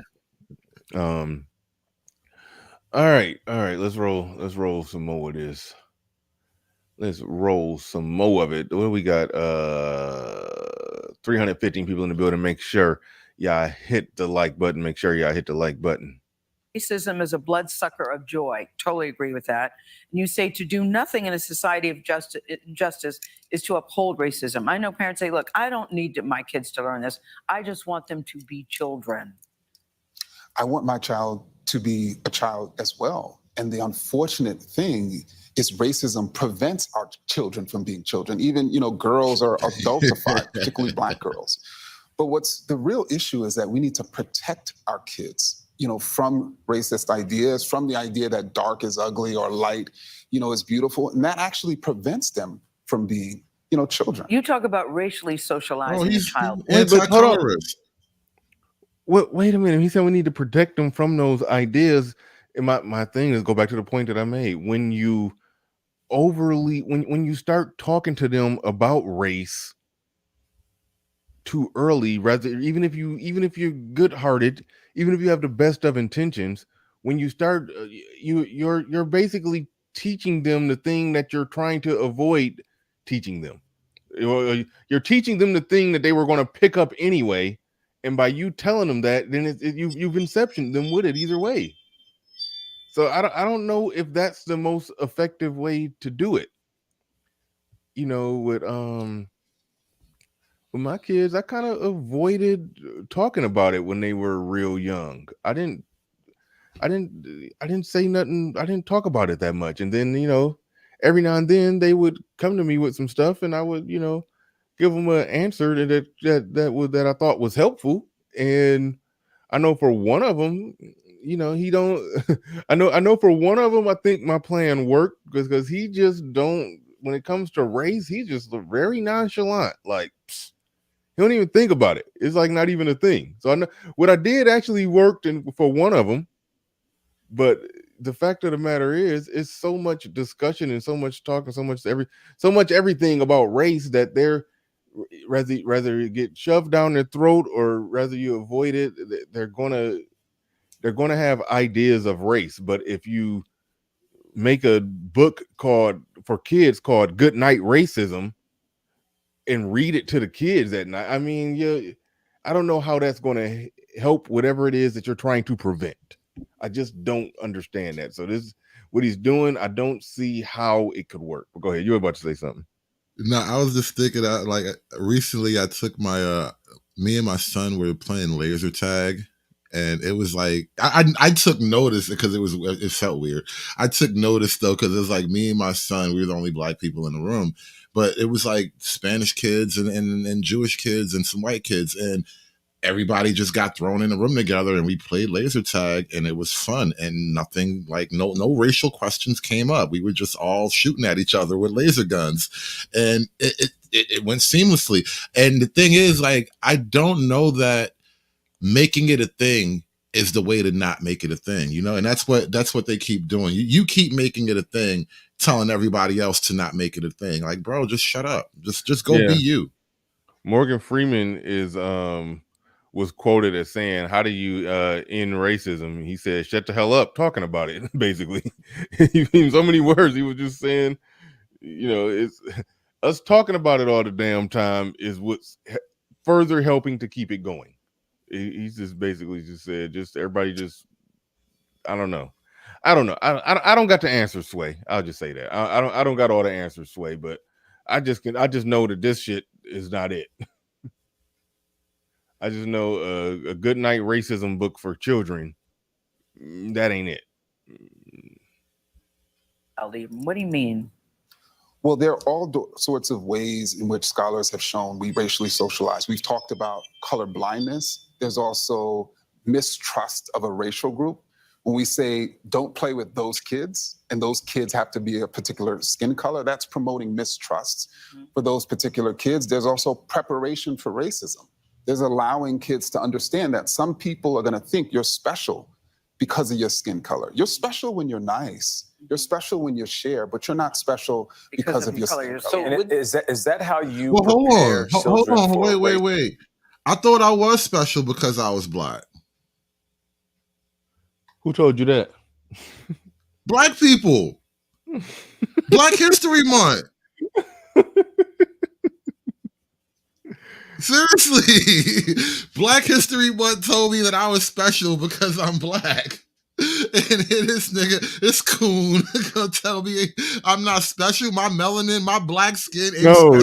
No. What he meant is white people, you're not special because of your skin color. Black people, we are special because of it. He wasn't talking. He wasn't talking to you right there. He was talking to them. that wasn't for you. You good. I was worried for a minute. No, you're special. Don't get that twisted. You're special. He wasn't talking about you. But no, that is a good point. That we'll black is beautiful and all the, you know, we know all the lingo, but then, you know, I'm sure he said that before. I'm sure homeboy has said that before, but now but he's saying you're not special because of your race. You're special because you're a kind person, you're a good person, you do this, you do that. But you know, it's I mean, it's a hell of a strategy. It's a hell of a strategy. I mean, I guess I'll grant the strategy on that. Get everybody to mentally bring themselves down a peg and uplift your group up a peg. I mean, I can't knock that. I mean, I can, but I mean, I understand what he's trying to do. I understand what he's trying to do. I get it. I get it from this perspective. I was criticizing the Good Night Racism book, but right now I do see what he's going to. I do see what he's trying to do. I mean, it's almost like black people could like we can get away with saying racist shit. We can get away with saying racist shit. I'll just say that. I'll just say that because yeah, I'll just leave it there. We can get away with saying some racist shit. It'd be a lot of stuff that we say if it was flipped around. Yeah, Omega Dre's got it. Black supremacy. It'd be a lot of shit that we said if it was flipped around. Somebody else said it'd be racist. But no, they weren't talking about you. Nah, I gotta send you the link to the song from was it Fat Man Scoop and DJ Casanova? It's the Black Juneteenth song. Yeah, bro, clap your hands if you're black, bro. It's litty. Ah, man, we got a new anthem. We got a new black anthem. I'm mad they didn't make a new black dance to go with it, man. I'm about to send you this link. It's crazy. You said shocked they didn't make a new dance to go. And you said a new black dance. Really, what is a new black? What is a black dance? Like the Harlem Shake or something. You know, the electric slide. What's the new black dance? I don't know. We come up with a black dance every so often. Lean with it, rock with it. We know we make up new dances every now and then. Those dances are for everybody. Nah, they black. They black. They listen. No. They want black dancers to get paid on TikTok. So black dancers is the thing now. It's black dancers. That's the thing. They're trying to get black dancers. I mean, okay, you're trying to get dancers paid on TikTok. No, it was like this whole weird campaign. They were saying like a black dance will come out on TikTok and then like a bunch of cute white girls would do it. And then the white girl video will go stupid viral and then they'll get all the credit. And meanwhile, it'd be like some little black kid who made up the dance. Like that's the story anyway. I don't like that, but that is true. Yeah. And I don't know what you do about that. Because right. You can't copyright a dance. So I don't know what you do to prevent that, but no, I do understand the problem. I mean, yeah, you create something with your own creativity, and the 14-year-old white girls who learned how to do the dance, they don't even post a link to the original video. Like if they just posted the link to the original video, that'd be cool. But no, they out there, they yoinking people shit. Well, you know, yeah. I understand the beef. I understand the beef on that one.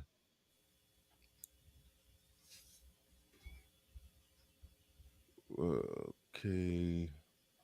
Yeah, racism without having a sense of fear and anxiety. Because like Gail mentioned, there are parents out there that want to remove themselves from this conversation completely. And then there's parents out there that just don't know how to do it, how to teach their child to be anti-racist. It is. And, you know, by the time our kids become teenagers, you have, unfortunately, white supremacists are recruiting white, particularly male teens online. That produces a lot of anxiety, especially if those white supremacists are telling those kids the problem are those other people. And you're sharing with their kid, no, the reason for inequities are bad policies. That's what needs to change. Yeah. That's what's dangerous. That's protective. So they don't get attracted to those white supremacists. But then they'll look at you and say, you're the racist, actually, Ibram Kendi. I was watching someone on TV. You're the one that's a racist who's promoting these ideas. Who's teaching everyone to see race as opposed to the opposite. Exactly. Well, that's a fair question. I'm glad she asked that question because that's honestly my thought on it. Let's just say that he's 100% sincere. He's not just doing this for money. He ain't just race hustling. He honestly believes he's doing the Lord's work here. The fact of the matter is, by him doing all that he's doing, he's just making kids who have a grace period where they're not seeing race as much or don't care. He's making them care, see it, and acknowledge it more. Whereas to some degree, kids will be just innocent and just play with who they get along with and not even give a damn. He's making them give a damn about something that they otherwise wouldn't give a damn about, which means he's creating the problem. Like that's really my beef with this. I'm not just talking shit about him, but I do believe that he is legitimately creating the problem. So they did ask the right question. Let's hear his answer. Actually, teaching people to see racism. There's a difference. Like the racism mirage, but racism is real. And it's, you know who's the most likely to be harmed by racism? Our children. And you know who were the least likely to engage about it? Our children. Our children. You know, Okay, how are children the most? Okay, first off, that was his response. He's not teaching them to see race. He's teaching them to see racism.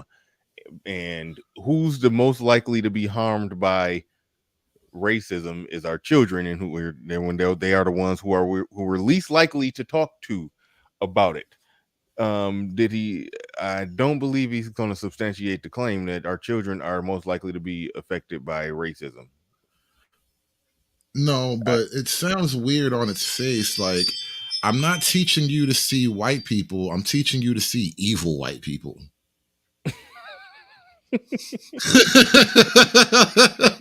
that's really what I think is happening here. He's a very clever wordsmith kind of guy here. Like he went to college to learn a lot of words. Yeah, because if you're writing a children's book about racist microaggressions, then you're basically teaching them that the majority of white people are somewhere on the racism spectrum. So you are teaching, you're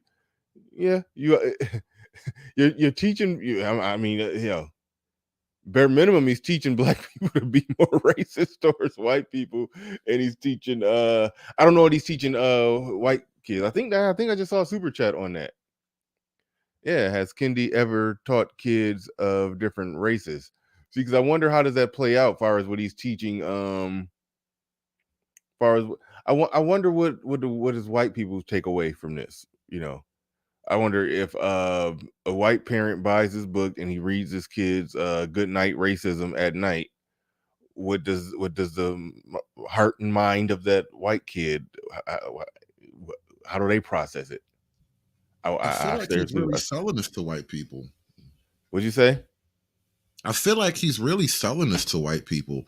Like, I would have a serious conversation if I walked into like my friend's house and they had this book for their kid. Like, bro, we got to talk. What's going on here, man? Like, who buys this book for your black kids? Think about this. Like, what is going through your mind that you think your black kid needs to learn to be like an anti-racist baby? It's just funny when you say anti-racist baby. That just comes off kind of funny. Free Zone Lou says he's not teaching racism. He's teaching racist, racism. It's completely different. Okay. Yeah. All right. Black Pity. I think that's what he's teaching. Yeah. Shout out to Cold Steel. That's what's really propelling me to do this work. Yeah, because you said sometimes people can raise racist ideas and not even know that they're doing it. I think that's very important to make that a point to make. Yeah, I mean, if let's say you're walking down, a street and you come across a black male and your child sees that you're scared, you're talking to that child. You haven't said a word. You haven't said anything. Is it important for parents to realize that? That part is true. I give them that point that parents will indirectly teach their kids stuff about racism that the kid naturally would not have picked up, but the parents nonverbal communication sort of communicated something. I will that's a fair point. That's a fair point. Let's ask the question now. Uh-oh, here we go. All right, as a black person, are you more likely to feel some type of threat coming from a group of 16-year-old white boys or 16-year-old black boys? Depend on how they look, but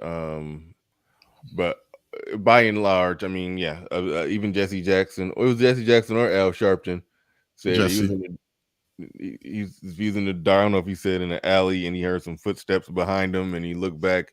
He said he would be more relieved if it was a white person versus a black person. So there's that. I'll let either Jesse or Al speak for us on that one. But I mean, there's factors in the equation, like how they look, how they dress, how they walk, how they talk, and all the whole works. But point well taken. Point well taken. I didn't even make a point. I just asked the question. No, your question was a point. It was rhetorical enough to where there was a point that was made. No, fair enough.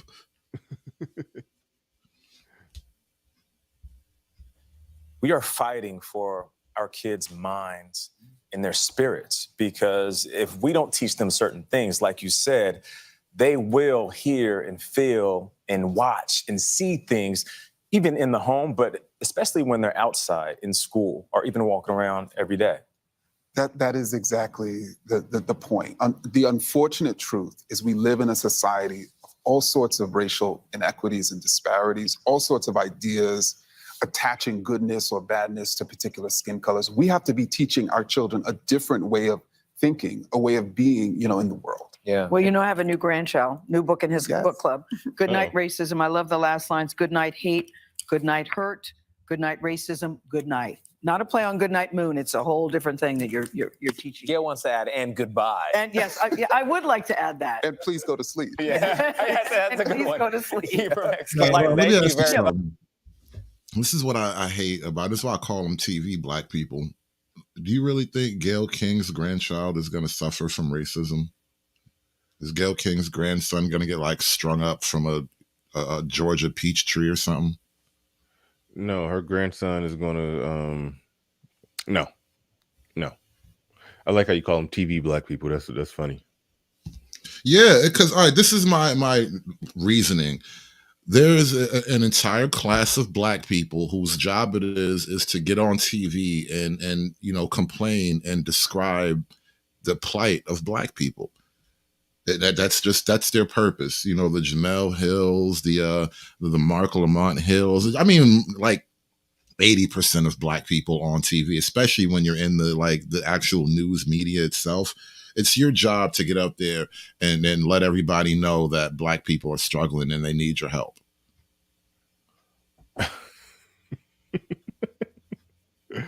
Oh man, the way you keep wording stuff. It's your job. That's what they do on TV. I hate them. That is what they do. No, that is legit what they do. Look at him. Look at this dude in the burgundy wine suit and his sneakers. Like, he desperately wants the white people to know that black people need his help. He's good though. He's well dressed. He's got sneakers and a suit on. He's doing well. But black folk, they need your help. That's kind of it's just the energy you get. Gayle King, Oprah, like that's what they're doing right now. There's about to be this whole piece. I got to cover this tomorrow night. Black women are the culture now, and I'm just wondering how much of it's going to be like black women need your help too. Say that last part. Black women need your. Oh yeah, they're going to be basically saying black women need your help. Yeah, that's wild. That yeah. This is where I'm at. This is where I'm at. I look at it like this. I've said this once. I say it again. That I've accepted that there's a percentage of people that are going to be racist. I think it's hardwired. It's tribalism hardwired into us to see a group, our group as the in group and other groups as the out group is hardwired into us. There are some people who look at that group and they may look at the country as, hey, this is our group, the country, and the goddamn Russians, Koreans, and people from other places are out, but we're in. This is our hardwired tribalism that's in us. That was a Darwinian survival advantage at one point. For some people, that manifests itself as racism against people of a different skin color. For some people, it may manifest itself in a dislike for foreigners. It can manifest itself in many ways. But the fact of the matter is, there's going to be a percentage of people who are just not going to like other people. And that just is what it is. The fact of the matter, we live in a country where, for the most part, I mean, it's a lot of shit. There's some shit slipped through the cracks, but for the most part, it's illegal to practice it. It's not state sanctioned. It's not it's not Jim Crow. It's not legal, like sort of like what Ben Shapiro was talking about.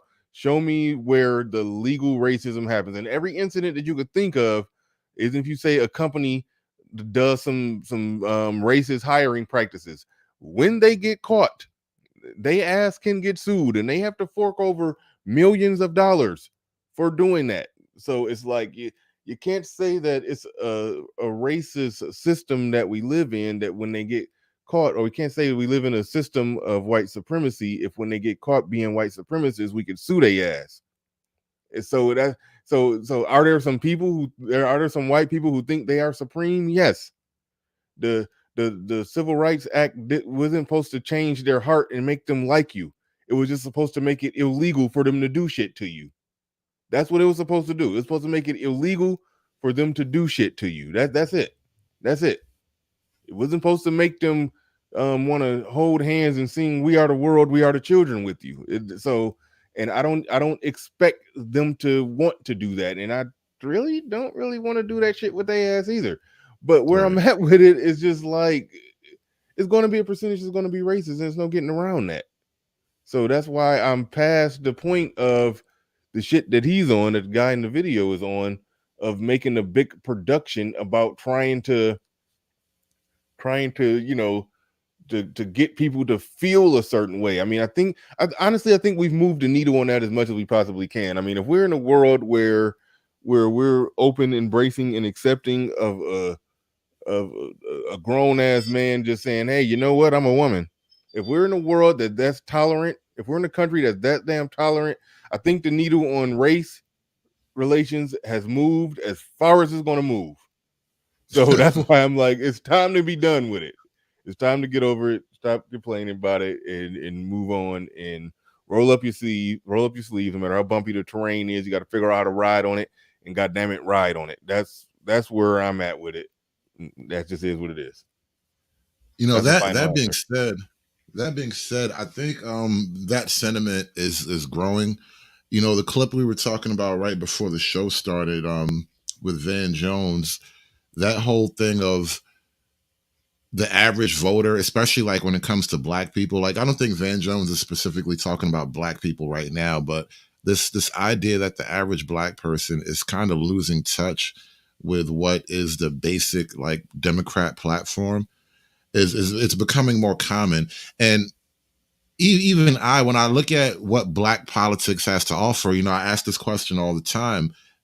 As a black man, I don't see anything of value in the Democrat platform for me specifically. So I just don't see what I'm going to get out of, you know, negotiating or even aligning with this thing. And that sentiment is just growing and growing now. So I got this clip here from Van Jones. This was yesterday, I think, or maybe the day before, on CNN.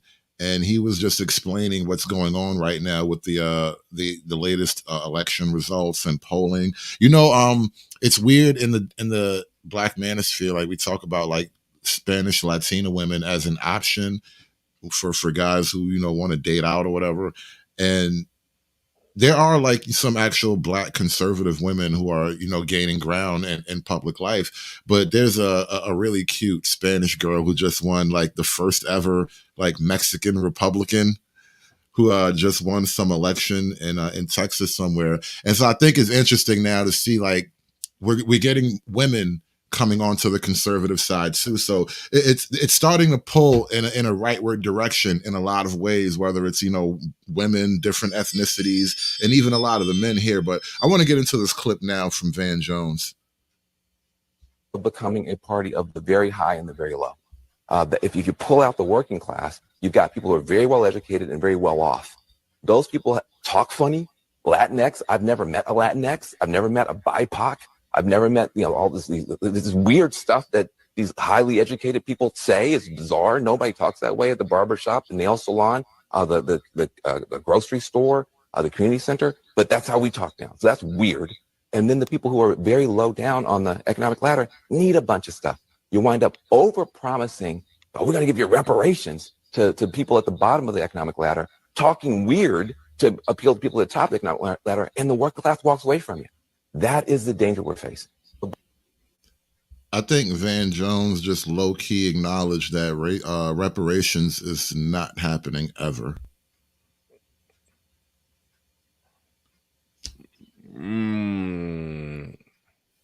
He says he overpromised, we're going to give you reparations. That is a tacit acknowledgement that reparations is a strategic overpromise.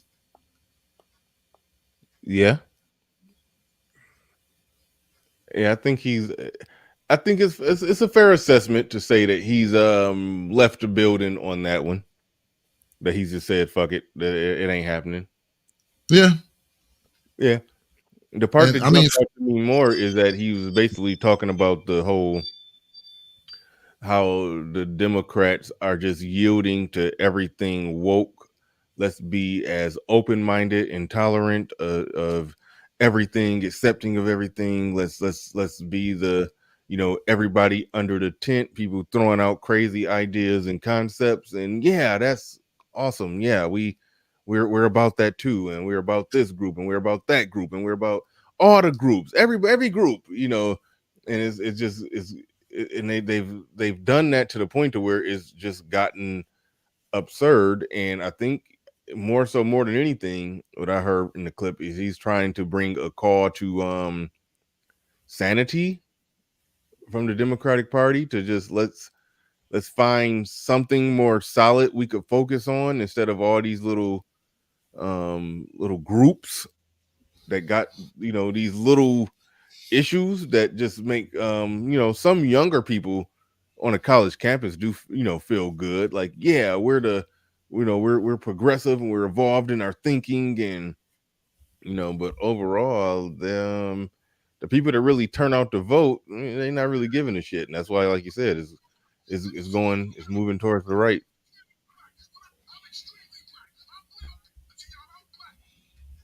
You listening to something in the background? I'm sorry, you could hear that? Yeah. Oh shoot, I didn't realize. Sorry about that. It was faint. It was faint. Oh. I was Nah, it's a song. It's the new Black song. It's a clip. I wanted just to show piece of it. I wanted to play. I was queuing it up. It was just funny. Hold on, wait. I'll play it. Hold on. Oh wait, here it goes. No, I'll share the screen real quick. I got it queued at this one spot. Okay. I'm gonna play for you because it's like, I mean, I don't even know what to do with this black stuff anymore. It's becoming like a fad. Captain Cisco in the building says, I blame woke culture on women empowerment. Thank you for the super chat. Appreciate that. And like I said, the live shows will be going to Patreon and members. So you want to become a Patreon or a member after they're done, after they air live, English kicking my ass, after they air live, they will be going to Patreon or members. So if you want to catch the full live show, you know what to do. But let's roll some more of this. Everybody versus COVID-19. Let's look like the everybody versus Detroit or Detroit versus everybody shirts. Okay, cool. I see what he did there. All right, let's go. Black. I'm real black. I'm blackity black. I wake up black at 2 o'clock in the afternoon. I'm black. When I go to the doctor, I'm black. At the supermarket, I'm black. When I blow up the toilet, I'm black. When I sneeze, I'm black. When I go get my prescription, I'm black. When I put on my clothes, I'm black. I'm black. Black shoes, black socks, black car, black shirt, black tires, black phone with my black coffee. I'm black first of my black bed, black sheets, black suit with my black dog and my black skin, black soap with my black board and my black board with my black. I don't know if I want to play the whole thing up here, but I just think it's hilarious. We come out with a new black anthem for Juneteenth. This is the Juneteenth anthem right here from Fat Man Scoop and DJ Casanova. What you think? Is it a banger? Is it a hit? It's all right. It ain't up there with Get Your Booty to the Pose. It ain't fucking with that at all. It's nice. Nah, it dead ass remind me of CB4. This is like the new I'm black, y'all. I'm blackity black because I'm black, y'all. Mm-hmm. Yeah. Black boots and my black nail and my black hair. I'm a black panther with black hair, black beard, black tie. You get a black eye, black man with a black lung and black mask, black ass, black door, black house, black out. We gonna act out black. Black, I'm black, my thoughts so black. Dark black, super black, all black, all black. Black, black, black on black, black, my thoughts so black. Dark black, super black. All black, all clap your hands. Dark black, super black, all of that. We with all of the black. I'm with it.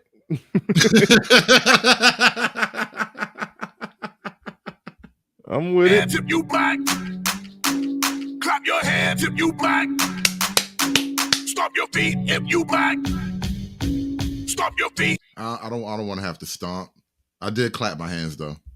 Oh, I clap your hands if you black. Clap your hands if you black. Stomp your feet if you black. Stomp your feet. One of those girls looked like a little Puerto Rican baby, but I ain't gonna say nothing more. I ain't gonna say no more than that. But all right, whatever. If you black. Step. Step. Oh, they did make a dance. Oh, switch it up. We got a new black dance, y'all. Look. Please. We walking out of slavery. Look, this how we walking out of slavery. We got a new black dance. I was waiting for a new black dance, y'all. All right, God is good. God is good. We gonna dance our way out of slavery. All right, you got to step, you got to clap, and then you got to walk. All right, that's how the slaves did it, probably. Play the dance. Stomp your feet if you black. Step. Step. Step. Right off the plantation. Switch it up. Walk. Walk. Walk. Please. Nope, that part is just damn near to lean with it, rock with it, just going forward instead of side to side. Oh, come on. This is how we get off the plantation, bro. Don't destroy my dreams of getting off the plantation. I'm trying to get some freedom here. Step. Step. Now stop. Switch it up. Walk. Walk. Walk. Please. Turn up. Turn up. Turn up. What dance move is turn up? I don't know how that works, actually. What dance move is turn up? Turn up. Turn up. Turn up. Turn up. Turn up. Get it. Get it.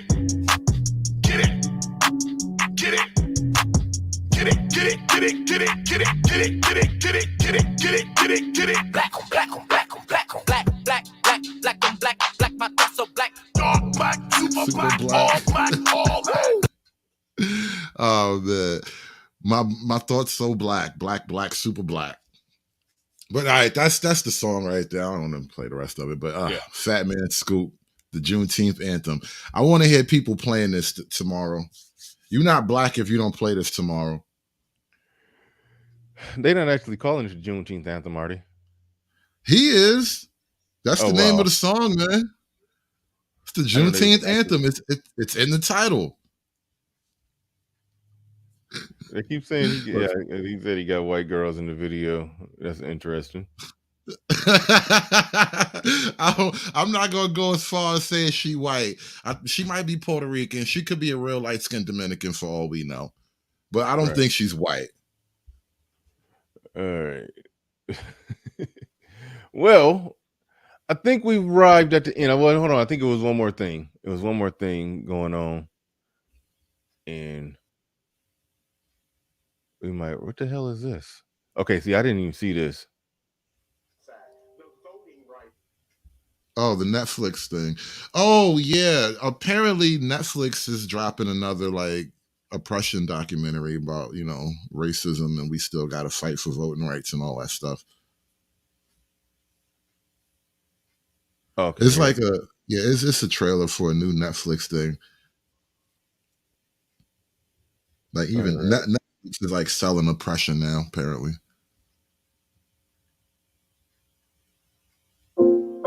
We had been on a path toward racial justice that was amazing. There was the Civil Rights Act, the Voting Rights Act. We were at a tipping point. We're 50 years later now. Once again, America is having to look at issues of race dead in the eye. And once again, we are at a tipping point. And the question for all of us in this room is, what are we going to do about it? Well, I'm walking and talking with my mind. If I make the statement to you, America was founded on white supremacy. I'm walking and talking with my mind. You ever get the feeling that racism, well, not racism, but you ever get the feeling that the civil rights struggle is never going to be over? Nope. And I can't help but point out that okay, I ain't about to talk about the song playing in the background, singing about, you know, white Jesus. Anyway, I ain't going there. That's a whole nother subject. That's a whole nother subject. At this point, I appreciate that old school version of Black America that, you know, they sang happily to white Jesus. You know, they had other things under control. I will forgive them their love of white Jesus, because other than that, they were a highly productive bunch. They had it together in a lot of other ways. So you got to take the good with the bad, I suppose. I suppose. It's an extreme statement. And what I would say to you is, don't believe a word I say about it. All you have to do is go look. Slavery had nothing to do with the war because they were treated as family. I don't know if he can be reached, but if no one tries, he definitely won't change. Hold on. Did that white guy just tell the black guy that the slaves were treated as family? Ooh. Hold on. That's what that conversation is about. Yes, that's an extreme statement. And what I would say to you is, don't believe a word I say about it. All you have to do is go look. Slavery had nothing to do with the war because they were treated as family. I don't know if he can be reached, but if no one tries, he definitely won't change. Yeah, he did say that they were treated as family. He said it. Those words came out of his mouth. Yeah, and, I don't even want to open that can of worms. No, I don't go there yet. I've heard some people go there, and I like no. Slavery is slavery. I don't. Well, it's not. It's a weird thing because, like, when you actually start getting into like the slave narratives, and especially the issue of black on black slavery, like I wouldn't go as far as to say they treated them like family, but you know, you people could buy their own families. Like it's just because you could buy your cousin doesn't mean you treated them like family either. So it's a weird way of framing it in your mind. I don't like see it the way I think they want me to see it when you say it that way. All right, here you go, game changer. Here you go. I'm glad you're coming up because I was just starting to run out of spit up here, so I need somebody else to come up here. But no, the link in the chat for you, GC. But no, like, listen, that's when it go too far. Like we could talk about, I could pick apart, you know, when people start over complaining about racism today, and then that's where I'm like, nah, this is some bull. This is some defeatist mindset type of stuff that's going on here. When we go all the way back to slavery, I you know, slavery is bad no matter how you slice it, but you know, I don't look at it as something that I don't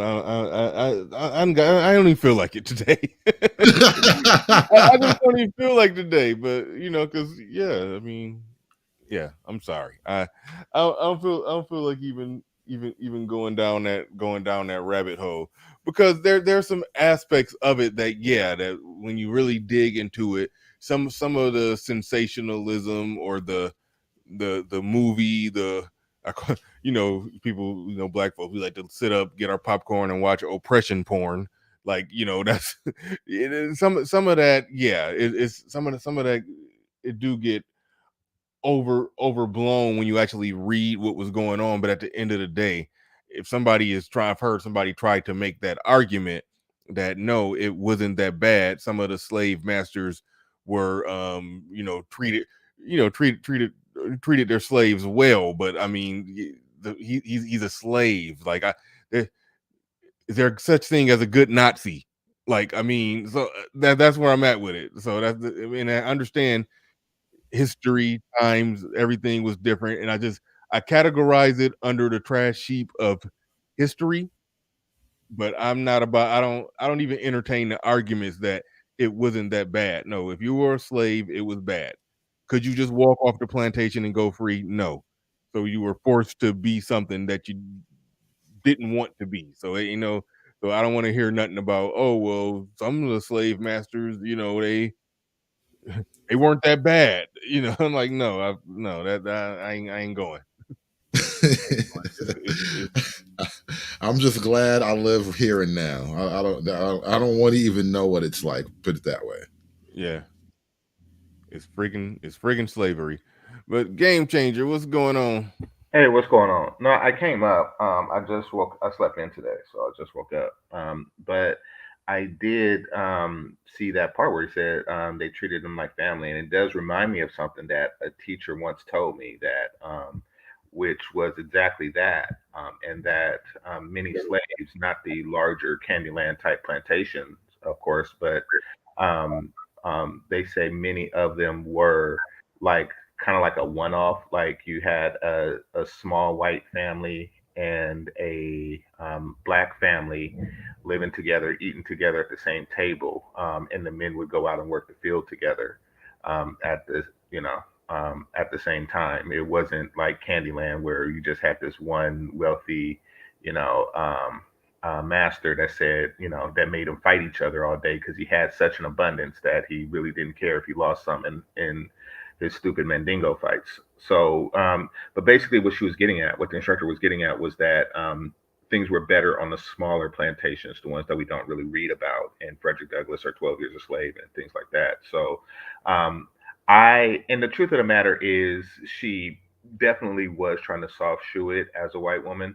And, however, the truth of the matter is we don't really know about the day-to-day treatments on the smaller plantations, other than because all the accounts that we have, whether it's Diary of a Slave Girl or once again Frederick Douglass or Solomon Northup, these are larger plantations, and these are also very few slaves actually escaped and became literate to give their accounts. So it's hard to say, but I will say this, and I agree with you on this, Bernard, that we really complain a lot about it.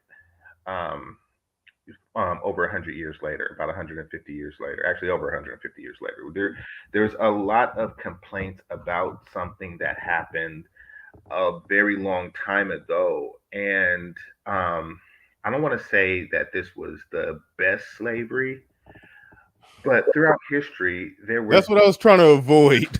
Even talking about that, Let's have at it now. That's why I just said slavery is slavery is slavery, and I'm not even trying to slavery is not trying to put a thermometer in slavery and see what the temperature of slavery over here versus over there versus this plantation or that plantation. Nope. It was slavery. The white man's slavery was a little more kinder and gentler.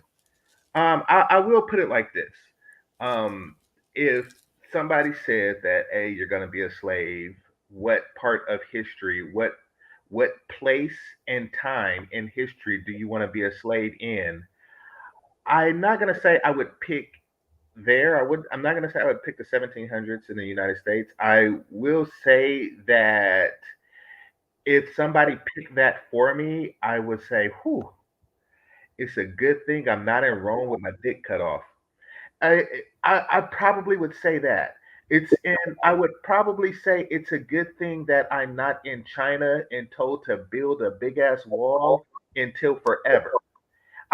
Because they didn't get to have families or pussy or like stuff like that. They didn't get winters off because the crops didn't come in and shit like that. They didn't get any of that. They just built the fucking wall forever until they died at the wall.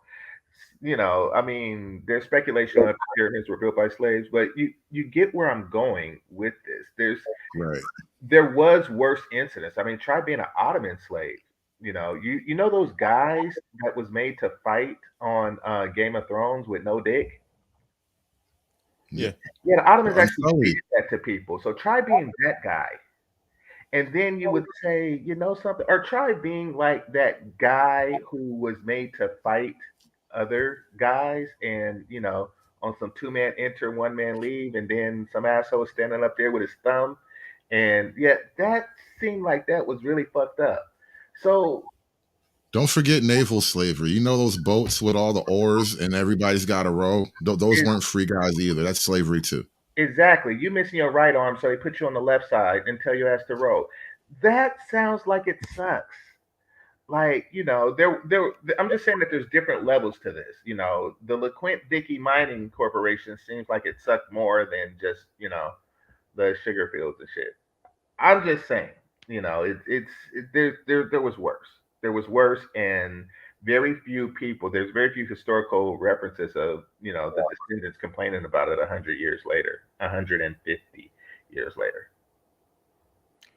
All right. I left that one up there because Equal Opportunity Opinion says, just say it, BR, slavery doesn't define you. I wasn't avoid saying that. Ain't no shame in owning that. I do own that. He says I feel the same way. No, so I don't know how you gather from what I was saying that I don't own that statement. I do 100% embody that statement. The part that I was, you know, didn't even feel like going down the rabbit hole is kind of the rabbit hole that Game Changer just went down. And I just didn't have the stamina to even go down that route of trying to parse out which slavery was bad, how bad was American slavery really, and compare it to this slavery or that slavery. And then you read about stuff and you find out the percentage of black people that actually own slaves and all the whole works. And it's just like that's why I just threw my hands in. Slavery is slavery. And I just called it that and just put it all under one umbrella. So Trump said something interesting. He says those were gladiators, usually condemned criminals. True. Many Roman slaves became Roman citizens. That is very true. And many Roman slaves was made to suck a fat man's dick for the rest of his life. So let's not go there, okay? I'm just saying that there's worse. Yes, it would be nice to actually become a citizen, but it would be worse to become a concubine. So I'm saying that there's worse forms. Captain Cisco in the building says trying to eliminate racism completely is like trying to stop humans from farting. Focus on STEM for all kids while Americans are crying. China is. Thank you for the super chat. Appreciate that. And I do agree with that statement 100%. There's no stopping it 100%. And that's why it's like, that's another one of those whatever things for me. I'm not even tripping on it. But we got Obsidian in the building. What's going on, Obsidian? Obsidian going once. Obsidian going twice. What's going on, man? Oh, hey, what's going on? Yeah, I was listening to the conversation, and I just want to make sure I understand this. So, with this being Juneteenth and so forth, I just want to make sure I understand this. So, are we saying that racism is still alive and well? Are we saying we have made no progress? I'm trying to understand what the argument is here. I saw Ibram X. Kendi. I'm familiar with him. I'm sad to say he's from my hometown, and you know, he's over at Temple, and you know, Mark Monthill, you know, that crowd. I'm just trying to understand what the argument is here. Because ironically enough, I think what Van Jones said was on point. Ironically enough, you know, politics is strange bedfellows and all that. He made a really good point. I mean, I'm trying to understand what the argument is. Well, whose argument are you trying to understand? With regard to Juneteenth, racism, and so on and so forth. Well, what I was attempting to do when I kind of started the show was lay out like two conflicting visions. On the one hand, you got a group of brown people coming to America, succeeding at all costs, you know, against all odds, so to speak, versus you have the native Black American population saying that, you know, we need to fight racism. And so my argument is like, are we going to really compete against this group of people while navel gazing essentially at such a small issue like racism, when apparently Black people can and do succeed in spite of all this alleged racism going on? And nobody's saying that there is no racism, but like the argument that racism is somehow holding Black people back, these new immigrants are coming in giving a lie to the notion that racism is holding anybody back right now. Yeah, you make a really good point, Hood Conservative. I've talked about this book a number of times. You might have heard me mention it. Bernard will know what I'm talking about, and Game Changer will probably recognize it too. There was a book came out about a decade ago called Disintegration, the Splintering of Black America. It's by Eugene Robinson. He's with the Washington Post and MSNBC. He's a Pulitzer Prize winning journalist, Black journalist. And he made the point that you made, that he divides Black America into four groups. The argument in his book is that Black America, since the events of the 60s and 70s, has, as a result of good things, splintered. Okay. And one of those four groups is what he refers to as the emergent. Those would be, on the one side, Black Americans who are technically biracial. They have a non-Black parent, Barack Obama, for example. And the other side of the coin for this emergent group would be what you're talking about. That is to say, first and second generation Black Americans who did not come here through slavery. So, through the Caribbean and Africa, and they're much more recent. And as you rightly pointed out, they're blowing by black men and women, ADOS. They're blowing by them.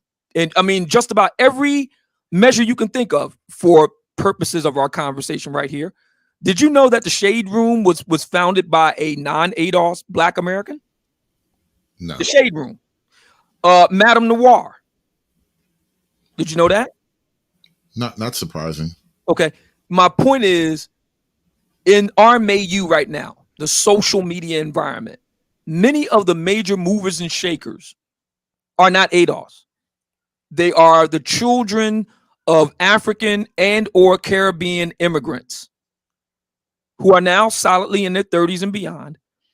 And it's creating a lot of tension.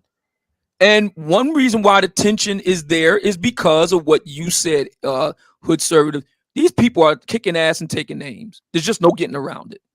They are. Educationally, in terms of business, I'm not here to adjudicate whether the Shade Room or not is legitimate, social media news source or not. Media Takeout is another example. I'm not here to say that. I'm just here to say that these are major movers and shakers in the Black social media space, and they raise real questions as to what ADOS Black folk are doing. You can make the case that Asian folk ain't Black, Jewish folk ain't Black, and you can go the litany, Hispanic folks and Arabs, fine. But how do you explain folk that are Blacker than you? Because if we're gonna play this game, if we're gonna play the Great American Skin Game, as the late great Stanley Crouch called it, if we're gonna play the Great American Skin Game, okay, or as he put it, the All American Skin Game. If you want to say it that way, all right, then the rank and file Black American has some white in them. There's been estimated, according to genomic studies, it's been estimated that the average rank and file Black American has about roughly 15% white ancestry. Okay, so you got Black folks whose chances of having white ancestry is virtually nil, coming here and kicking ass and taking names. Now where's the racism? And I think what has happened, and Ibram X. Kendi is just he's the latest, link in the long chain here. It's sad to say that the problem that we have is our Black leaders. He would be one as an intellectual.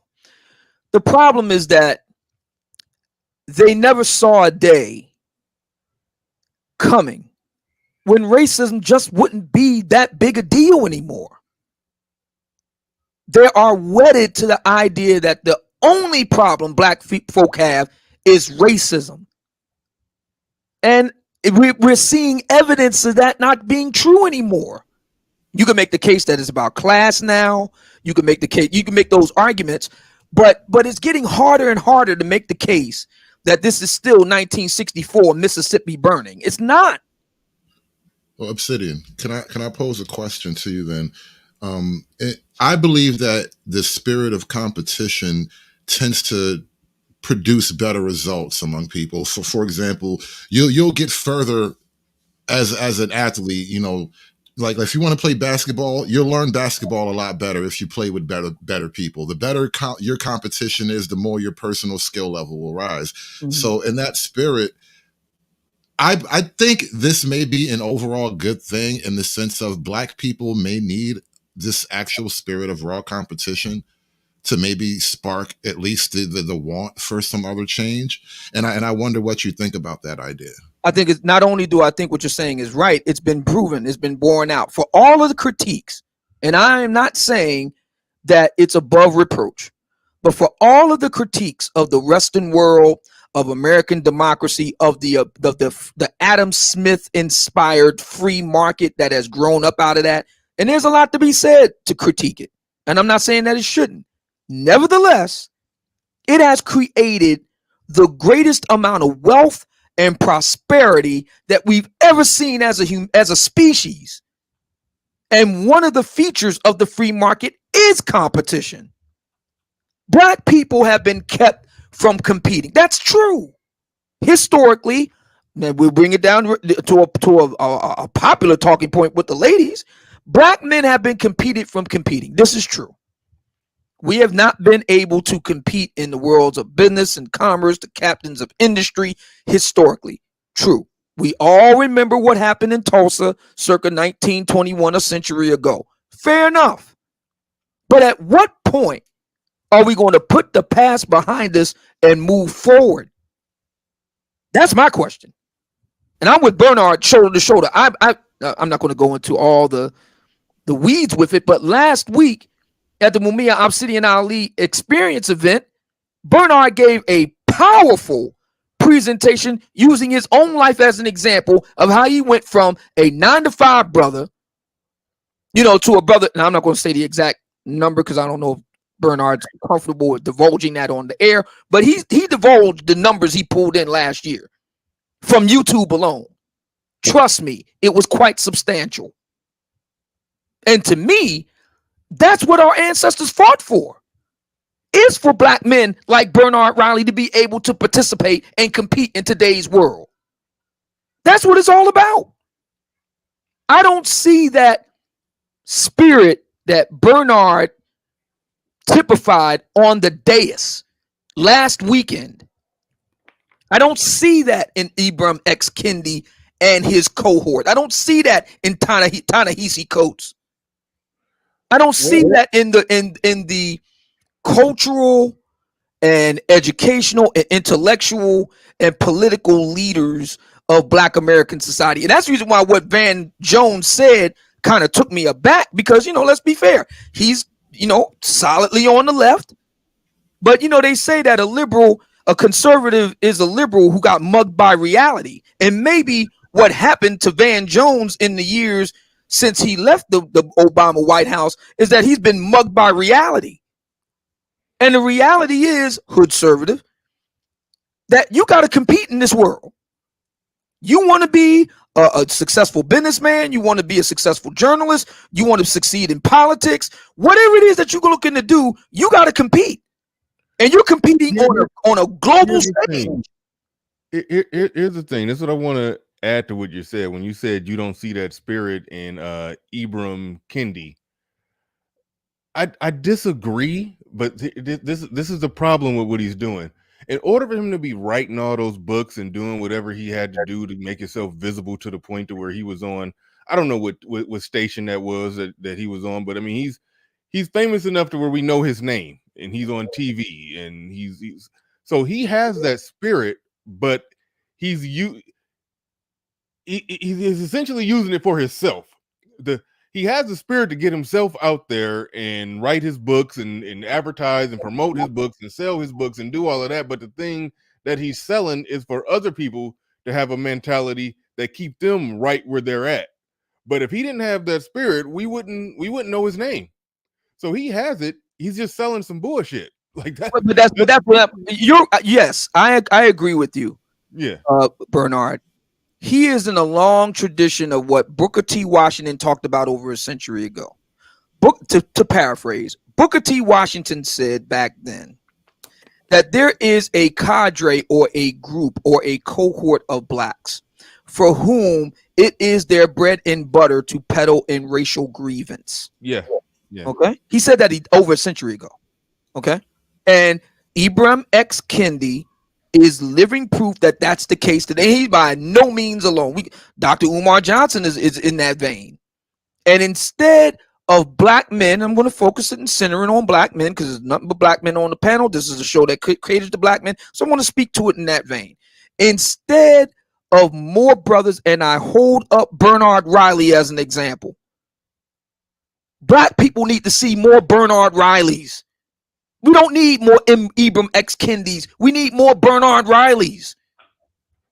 You know, who can say, yeah, you can do it just like me.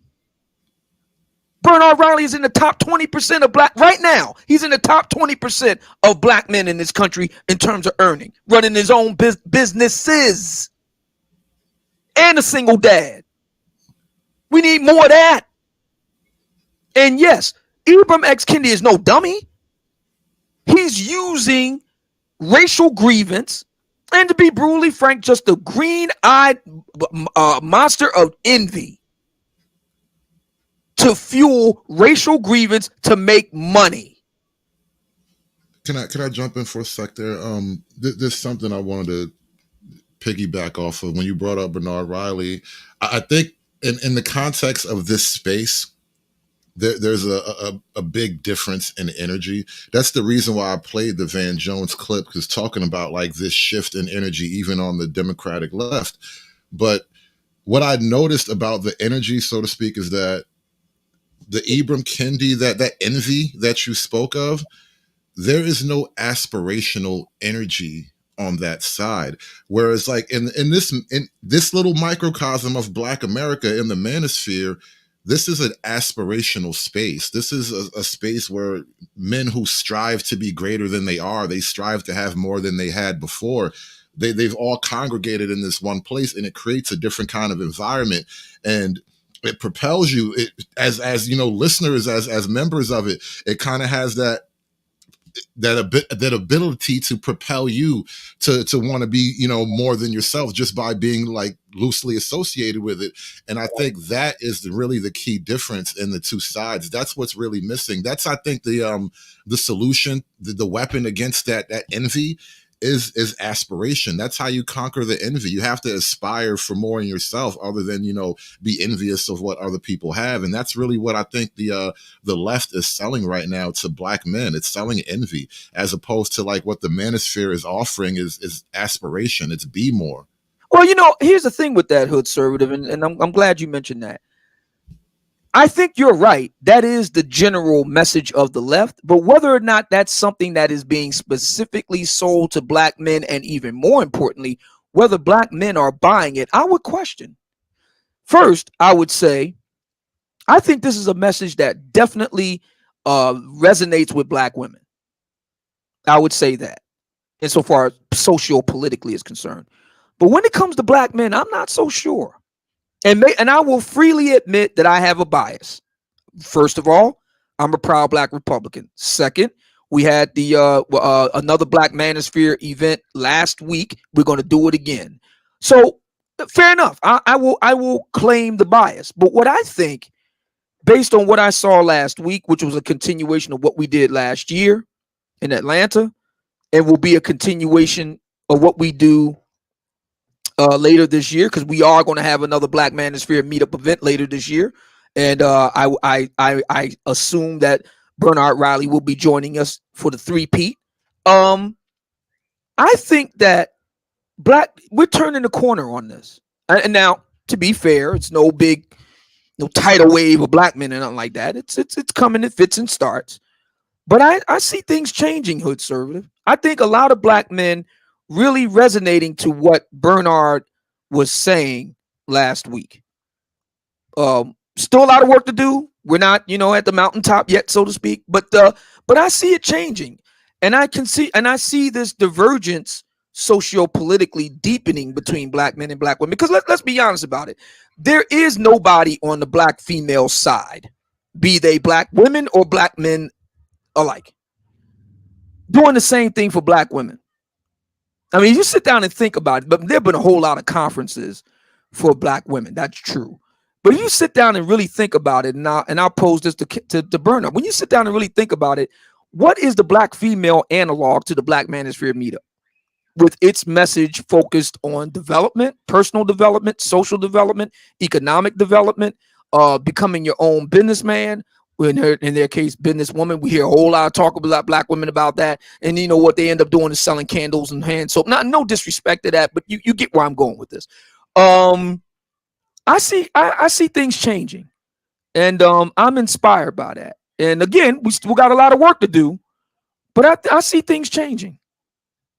I do. Yeah, to your question, I don't know as far as the female version of it. Yes, I'm sure it exists. I'm sure it exists. I'm sure there's organizations and there's things, but I don't commit to memory their stuff. So so to ask me about it, I just can't pull it right out. But I'm sure they have something. I'm sure they have something. Well, I think it's fair to say that our focus, and it is inspired by Kevin's example of personal responsibility. Let's be honest. You're hard pressed to think of many examples that are aimed at black women that lead with those words, personal accountability. It's basically rooted in victim speak when you really break it down. It's not your fault. You know, you were predated upon, you're a victim. I mean, no matter what the actual words are used, that's the bottom line sentiment. Whereas what we do, we take the bull by the horns.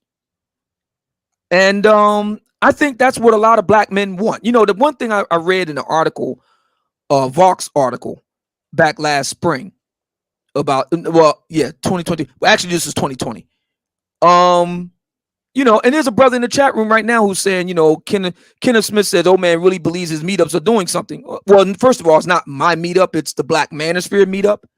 It's not my meetup. The last one just happened to have my name on it because it's here in my city. But it's all of us. It's a group effort, and I think it is doing something. It did something for Bernard. Bernard, you weren't here. You certainly weren't here 7 years ago when I first started out. You weren't even here 5 years ago. Here meaning doing what you're doing right now. You're a relative newcomer. Yeah, I started going live January of 2020. I was making some content, but it was just, you know, small here and there. Extremely part-time, like, you know, a pre-recorded video once, twice, maybe 3 times on a busy month. I started doing that in probably 2018, but as far as, you know, actually doing it, literally January, I think probably January 7th, 2020. Yeah. So, I mean, you know, he's a relative newcomer. Look at where he is now. I think he's doing fantastic. I think he stands as a sterling example of what the Black Manosphere can do. Okay, you're overselling me at this point, Obsidian. Relax.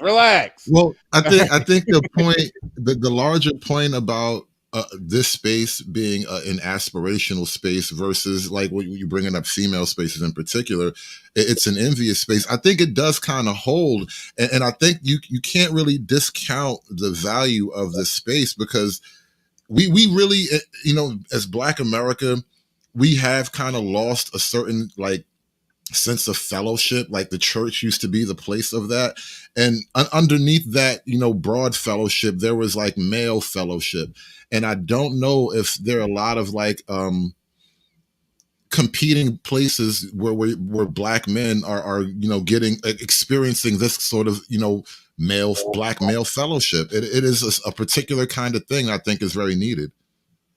Yeah.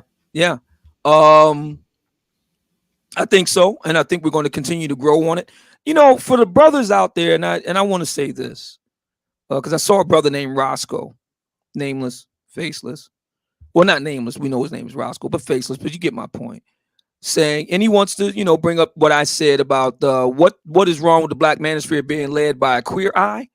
Well, here's the thing, Roscoe. Appearance matters.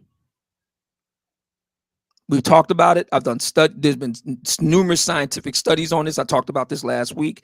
It matters. And see, I'm about results. At the end of the day, it's about the results for me.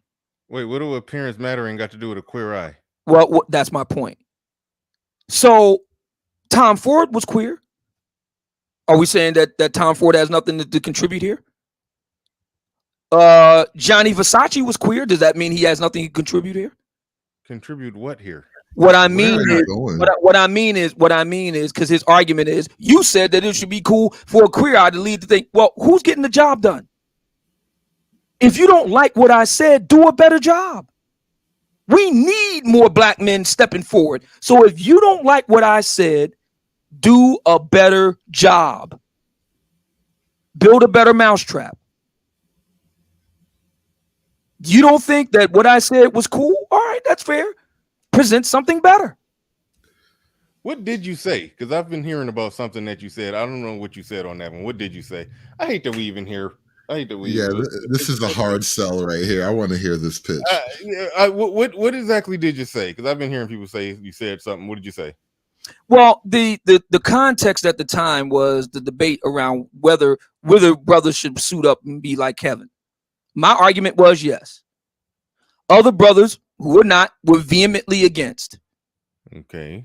And the argument at the time was that Kevin himself was gay. This is what black men were saying, which deeply bothered me for reasons that we don't have to go into right now. But that was the context. And so during a conversation over on Reg the Bad Guy channel, I was asked about all this, and and my position was, look, I have no problem with gay men, whatever race. I have no problem with them. They contribute mightily to the fashion world. That's a fact. Male and female. It's a fact. They ain't done nothing to me, and they ain't done nothing to none of these other brothers here either. The real problem is that they just want an excuse not to be better. That's it. They believe, like black women, you should accept me as I am. And I'm like, I got a queer eye. I don't understand the queer eye thing. Right, because the argument was, I was like, I have no problem with queer eye for the straight guy. I have no problem with that.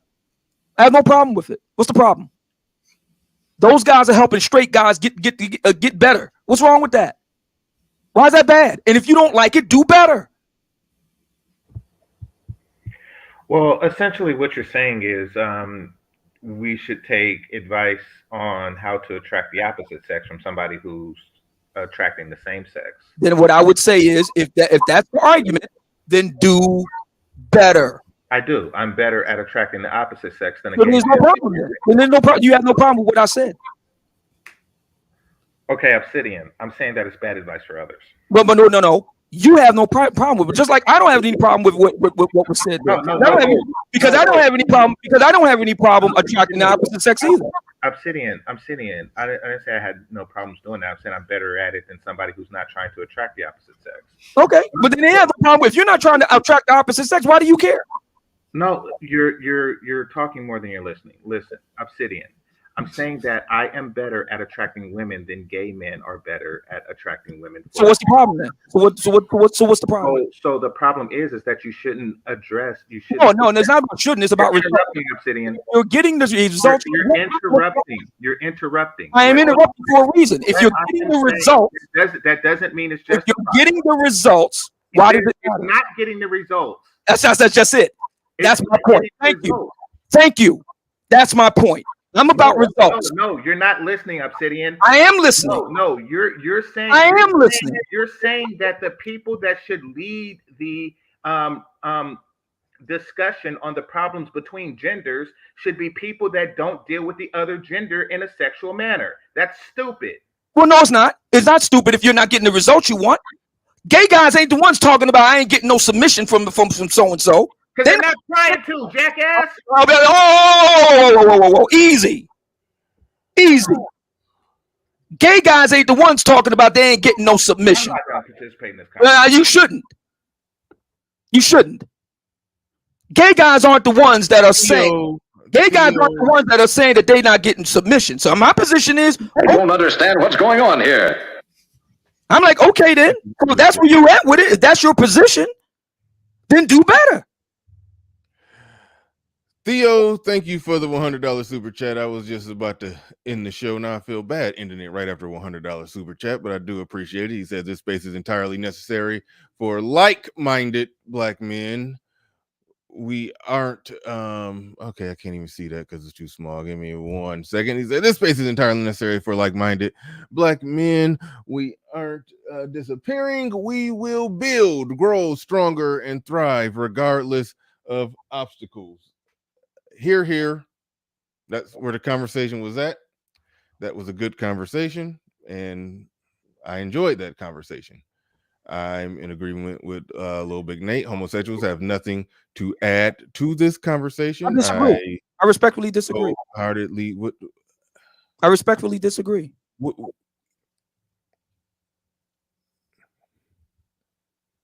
I respectfully disagree with that. What are you disagreeing with? Again, if the argument is that they have nothing to add to the conversation, I respectfully disagree. Okay. And that's the reason why I responded to Roscoe. He's the one that brought up the point. I was responding to him. My position is very simple.